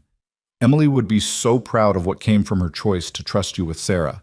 I hope you'll tell your daughter, when she's old enough, about the woman she's named for, about how one act of courage in the face of death changed everything for all of us." Clara folded the letter carefully and tucked it away in the box where she kept all of Brennan's correspondence. Someday, when Emily was old enough to understand, Clara would show her these letters, would tell her the whole story of the stagecoach attack and the dying woman and the promise that had changed everything, would teach her that the choices we make in our hardest moments define who we become. Spring turned to summer, and Emily grew from a tiny newborn into a chubby, alert baby who smiled at everyone and grabbed at everything within reach. Claire returned to teaching part-time, bringing Emily to school with her and letting the older students help care for her during lessons. The children adored having a baby in the classroom, and Emily seemed to thrive on all the attention. Tommy, now 13 and shooting up like a weed, was surprisingly gentle with Emily, holding her carefully and making faces to get her to laugh. "I've got 5 younger siblings," he explained when Clara commented on his skill. "I know how to handle babies." "You're going to make a wonderful father someday," Clara told him, and watched his face flush with pleasure at the compliment. Jamie was equally devoted, but in a different way. He read to Emily constantly, showing her picture books and explaining what everything was, even though she was far too young to understand. "She's learning," he insisted when Ethan gently teased him about it. "Babies learn from hearing words even if they don't know what they mean yet. Miss Cole taught me that." Watching the 2 boys with her daughter, Clara felt a fierce pride in what she'd built. Not just the school or the marriage or the family, but the community. The network of people who cared for each other, who showed up in hard times, who proved every day that civilization was possible even in the wildest places. In August, on the anniversary of the day Clara and Ethan had first had dinner together at Mrs. Henley's, Ethan took Clara and Emily on a picnic by the creek. He'd packed a basket with all of Clara's favorite foods, spread a blanket under a cottonwood tree, and was clearly working up to something. "What is it?" Clara asked, nursing Emily while watching her husband pace nervously. "You look like you're about to tell me something terrible." "Not terrible, just big." Ethan sat down beside her, his hands restless. "The Territorial Marshal's office contacted me. They want me to take a promotion, become the regional supervisor. It would mean better pay, more stability, less time in the field chasing outlaws." Clara's heart leapt and sank simultaneously. "That sounds wonderful. Why do you look worried about it?" "Because it would mean moving to Helena, leaving Bear Creek." Ethan finally met her eyes. "Leaving everything you've built here." Clara looked down at Emily, who had fallen asleep at her breast, milk-drunk and peaceful. She thought about her students, about the school that had gone from broken and abandoned to thriving, about the friendship she'd formed, the life she'd created from nothing. "What do you want to do?" she asked Ethan. "Not what you think I want, not what makes the most sense financially. What do you want?" Ethan was quiet for a long moment. "I want to stay here. I want to raise Emily in this town, with these people. I want her to grow up knowing Jamie and Tommy and all your students. I want her to learn from you what it means to be brave and stubborn and good." He paused. "But I also want to provide for my family, Want to make sure you and Emily have everything you need." "We already have everything we need," Claire said softly. "We have each other, we have a home, we have a community that cares about us. Money is just money, Ethan. It can't buy what we've built here." "So we stay?" "We stay," Clara confirmed. "We put down roots and we grow them deep. We show Emily what it means to choose a place and commit to it, to be part of something bigger than yourself." The relief on Ethan's face was palpable. "I was hoping you'd say that. I already told them no, but I wanted to make sure we were making the decision together." Clara laughed, shifting Emily to her shoulder to burp her. "You already turned them down?" "I wasn't going to uproot our family for a job, no matter how good it looked on paper." Ethan leaned over and kissed Clara's forehead. "You taught me that, Clara, that staying matters, that the easy path isn't always the right one." As summer faded into fall and Emily celebrated her first birthday with a party that involved half the town, Clara found herself reflecting on how much had changed in 2 years.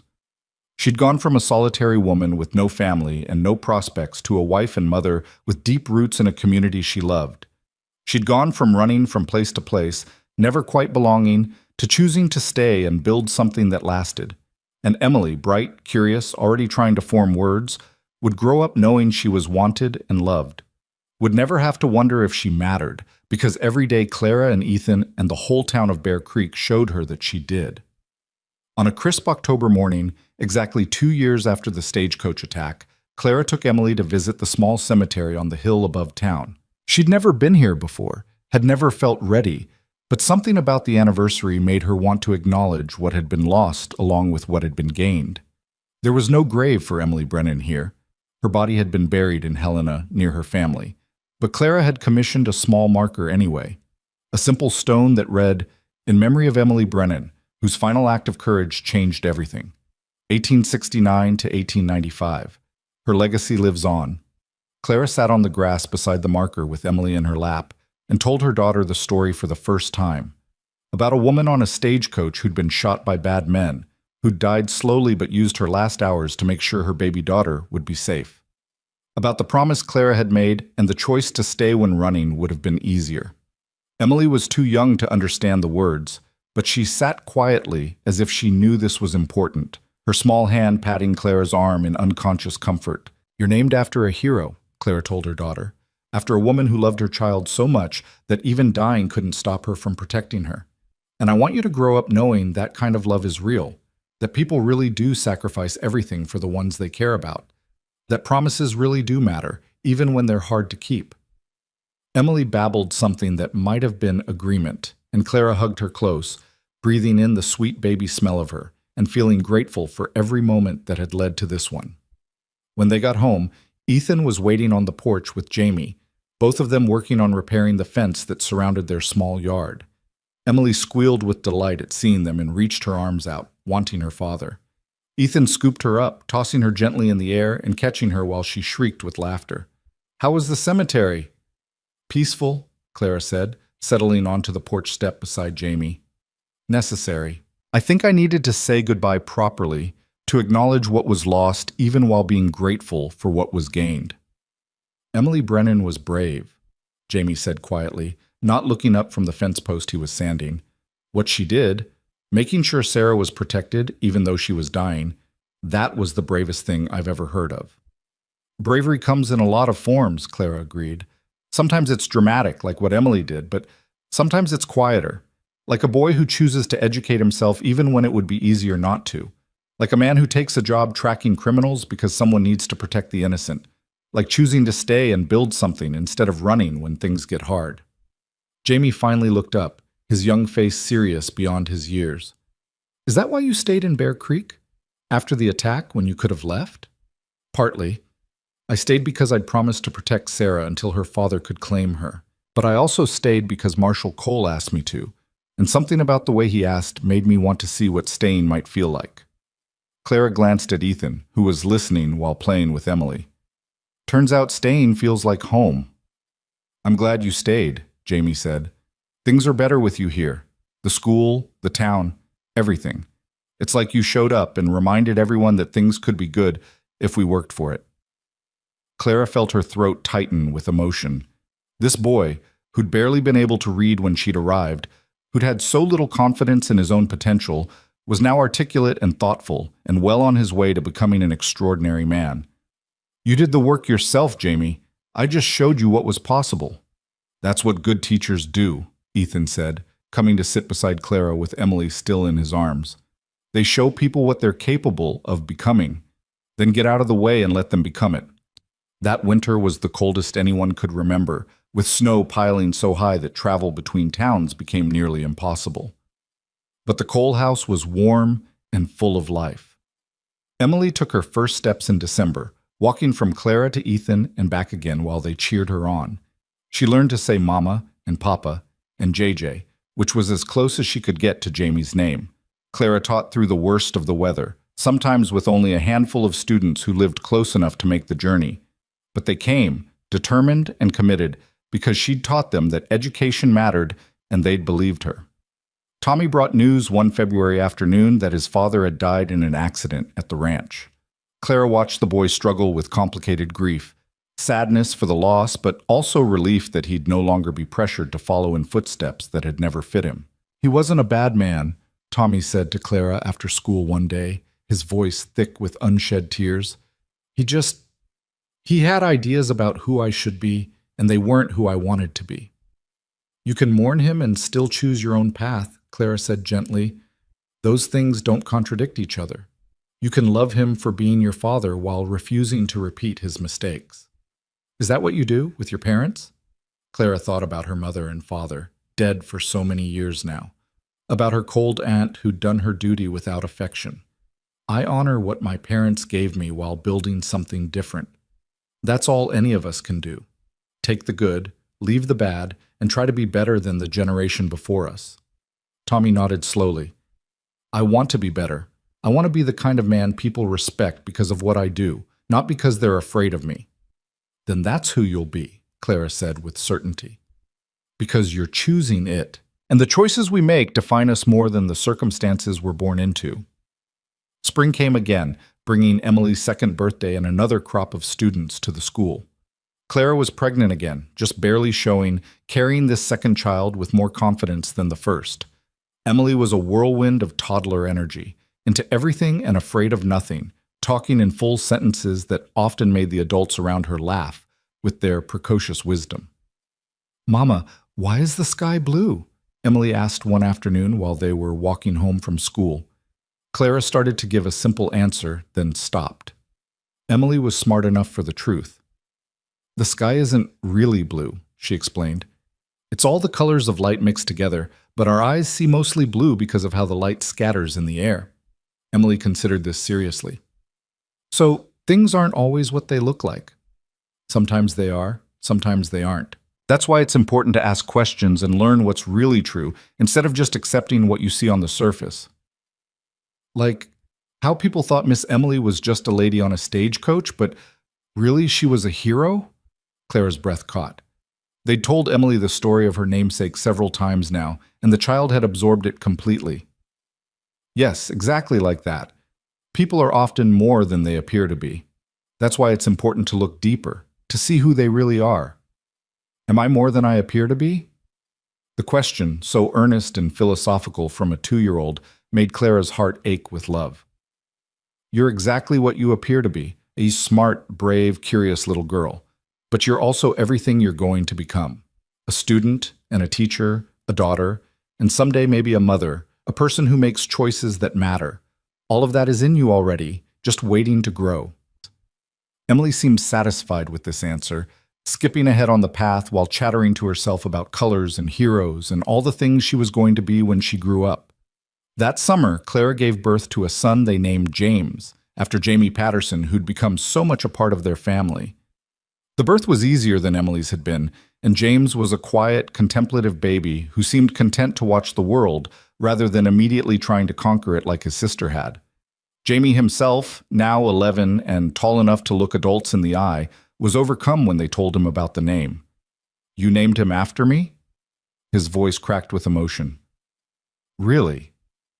"Your family," Ethan said simply. "You've been family since the day you started coming around, helping Clara with chores and learning to track. This just makes it official.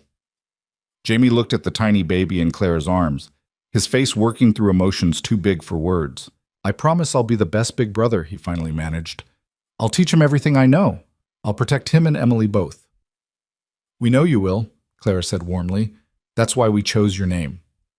As James grew from infant to baby to toddler, the Cole household became organized chaos. Emily was in school now, sitting in her mother's classroom and learning alongside children twice her age. James was walking and getting into everything, curious and determined in his quiet way. And Clara was pregnant again, carrying their third child with the calm acceptance of a woman who'd done this before and knew what to expect. Tommy graduated from Clara's school at 16, the first student she'd taught from beginning to end. He'd been accepted to a law program in San Francisco, his intelligence and dedication earning him a scholarship that would pay his way. "I wouldn't be here without you," Tommy told Clara at his graduation ceremony, which the whole town attended. "You showed me that I could be more than what I was born to, that my choices mattered more than my circumstances." "You did the work yourself," Clara said, but she was crying as she hugged him goodbye. "I just showed you the door. You're the one who walked through it." "I'm going to come back," Tommy promised. "When I'm done with school, when I'm a real lawyer. I'm going to come back to Montana and help people the way you and Marshall Cole helped me. I'm going to be part of making this place better." And he did. Years later, Thomas Webb would return to Montana as a lawyer specializing in defending the rights of small ranchers against the big cattle companies. He'd argue cases all the way to the territorial Supreme Court, winning landmark decisions that protected homesteaders and ensured fair treatment under the law. And he'd always credit Clara Cole, the teacher who'd believed in him when no one else did, as the person who'd changed his life. But that was still years in the future. In the present, Clara had a classroom full of students to teach, 2 small children to raise, and a third on the way. She had a husband who still looked at her like she hung the moon, even after years of marriage and the exhaustion of parenthood. She had a community that valued her contributions and friends who showed up when she needed them. She had, in other words, exactly the life she'd always wanted but never quite believed was possible. On the 5th anniversary of the stagecoach attack, Clara stood at Emily Brennan's memorial stone with her whole family. Emily the younger was 7 now, reading at a level that astounded everyone and asking questions that sometimes stumped even her mother. James was 4, quiet and thoughtful, already showing signs of his father's tracking skills and patient observation. And baby Grace, named for no one in particular but everything good and beautiful in the world, was just 6 months old, sleeping peacefully in her father's arms. "This is where our family really began," Clara told her children. "Not when your father and I met, but when a woman I barely knew trusted me with the most important thing in her life. She showed me what real courage looked like, and she changed everything." "Is that why we have to be brave?" Emily asked, serious and intent. "Because Miss Emily was brave?" "We have to be brave because life requires it," Claire said. "Because hard things happen, and we have to face them. But we can be brave because we've seen what courage looks like. We know it's possible, even in the worst moments, to choose love over fear." "I choose love," James announced, which made everyone laugh because he said it so seriously, like he was making a vow. "Good," Ethan said, adjusting Grace in his arms. "That's always the right choice." As they walked back down the hill toward town, Clara looked at her family and felt a contentment so complete it was almost overwhelming. This was what Emily Brennan had died protecting. Not her own daughter specifically, but this. The continuation of love and life and hope. The proof that choosing to stay and fight and keep promises was worth it, even when the cost was high. Sarah Brennan would be 7 now, too, growing up in Helena with her father and stepmother and the baby brother they'd welcomed last year. Clara still exchanged letters with Samuel Brennan, trading stories about their children, marveling at how much life could change in just a few years. "Sarah asks about you sometimes," Brennan had written in his last letter. "She doesn't remember the stagecoach or her mother's death, thank heaven, but she knows the story. She knows that a brave woman named Miss Clara stayed with her mother and kept her safe until I could come for her. I tell her that's the kind of person she should aspire to be, someone who keeps promises, someone who stays." Clara had cried over that letter, as she cried over most of Brennan's correspondence. not from sadness, but from the sheer weight of knowing that a single choice, made in a moment of crisis, had rippled out to affect so many lives. That evening, after the children were in bed and the house was finally quiet, Claire and Ethan sat on their porch and watched the sun set over the mountains. "Do you ever wonder what would have happened if you'd run?" Ethan asked. "If you'd left Sarah and gotten away from the stagecoach as fast as you could?" Clara considered the question seriously. "I wonder sometimes. I'd probably be teaching somewhere else, alone and lonely, still looking for a place to belong. I'd have survived, but I wouldn't have this." She gestured to the house, to the town, to everything they'd built. "I wouldn't have you or our children or this life. I'd have safety, but not purpose." "Do you regret it? The choice you made, knowing everything it's cost you?" "Cost me?" Clara turned to look at her husband in the fading light. "Ethan, that choice gave me everything. It gave me you and Emily and James and Grace. It gave me a home and a purpose and a family. Yes, I was terrified that day. Yes, I still have nightmares sometimes about the sound of gunfire and Emily Brennan's last breaths. But I'd make the same choice again without hesitation, because staying was the bravest thing I've ever done, and it led to the best things I've ever had." Ethan pulled her close, and they sat together in comfortable silence as the stars began to emerge. Somewhere in the distance, a coyote called, and the wind carried the scent of sage and possibility.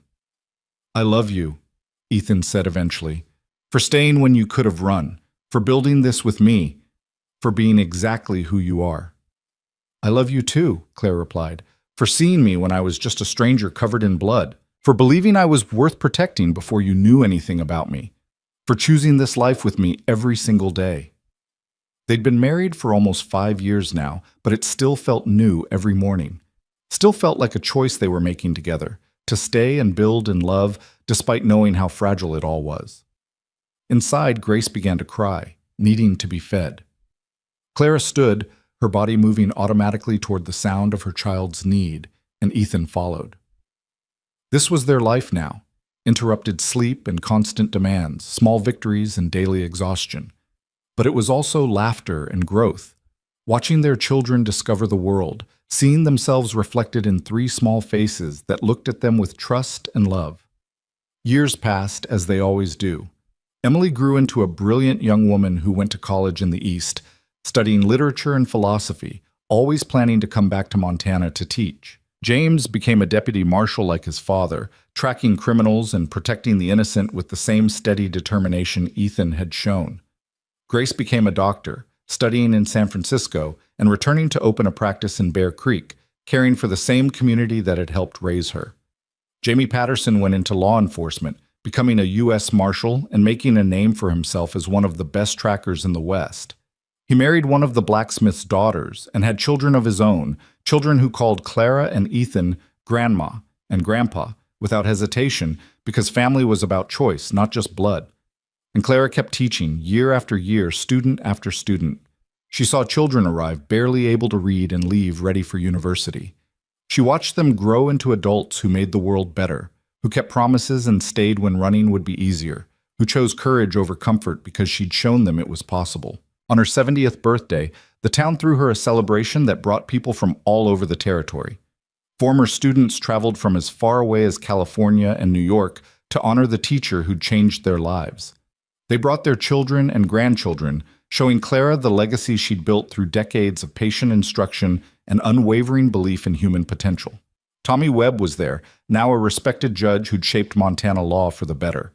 Jamie Patterson came with his whole family, presenting Clara with a plaque that read, "To the woman who taught us that staying matters, with love and gratitude from the students of Bear Creek School." And in the back of the crowd, Clara saw a young woman with dark curls and familiar eyes, standing with an older man who'd gone gray at the temples, but whose face she'd recognize anywhere.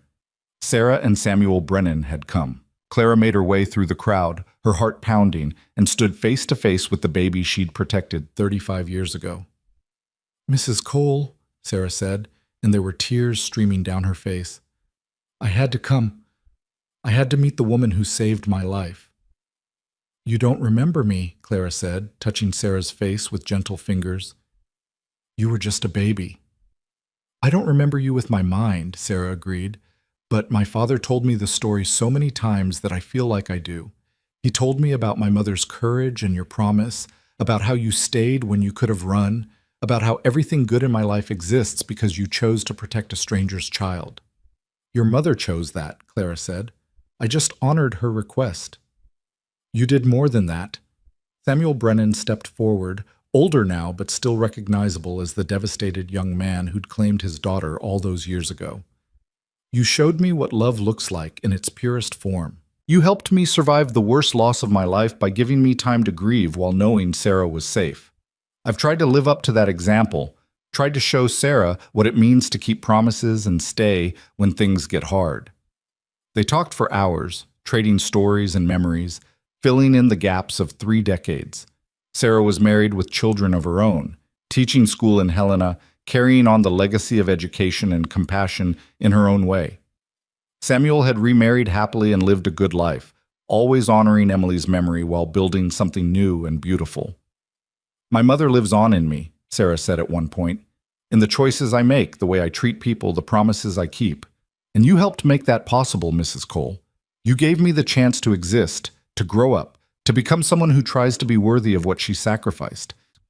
After they left, Clara sat on the porch of her home with Ethan beside her, both of them old now but still choosing each other every day. Was it worth it? Ethan asked, echoing a question from decades ago. All of it. The fear and the pain and the hard work. Clara thought about Emily Brennan dying in the dirt, about Sarah growing up loved and protected, about her own children and grandchildren, about the hundreds of students whose lives she'd touched. She thought about promises kept and fears overcome, and the way a single choice in a moment of crisis could change everything. Yes, she said simply, every moment of it was worth it, because I chose to stay, and everything that mattered came from that choice. As the sun set on another Montana day, Clara Whitfield Cole closed her eyes and felt nothing but gratitude. She'd started as a woman with nothing, running from loneliness and searching for belonging. And she'd ended as a woman who'd built a legacy of love and learning, who'd shown countless people what it meant to stay and fight and choose courage over comfort. The stagecoach attack had been the worst day of her life, but it had also been the beginning of everything that made her life worth living. And in the end, that was the lesson she'd spent a lifetime teaching, that our hardest moments often lead to our most beautiful ones, that staying is always braver than running, and that the promises we keep, even when they cost us everything, are the ones that end up defining who we become. Claire had kept her promise to Emily Brennan, and in doing so, she'd found herself. That was enough. That was more than enough. That was everything.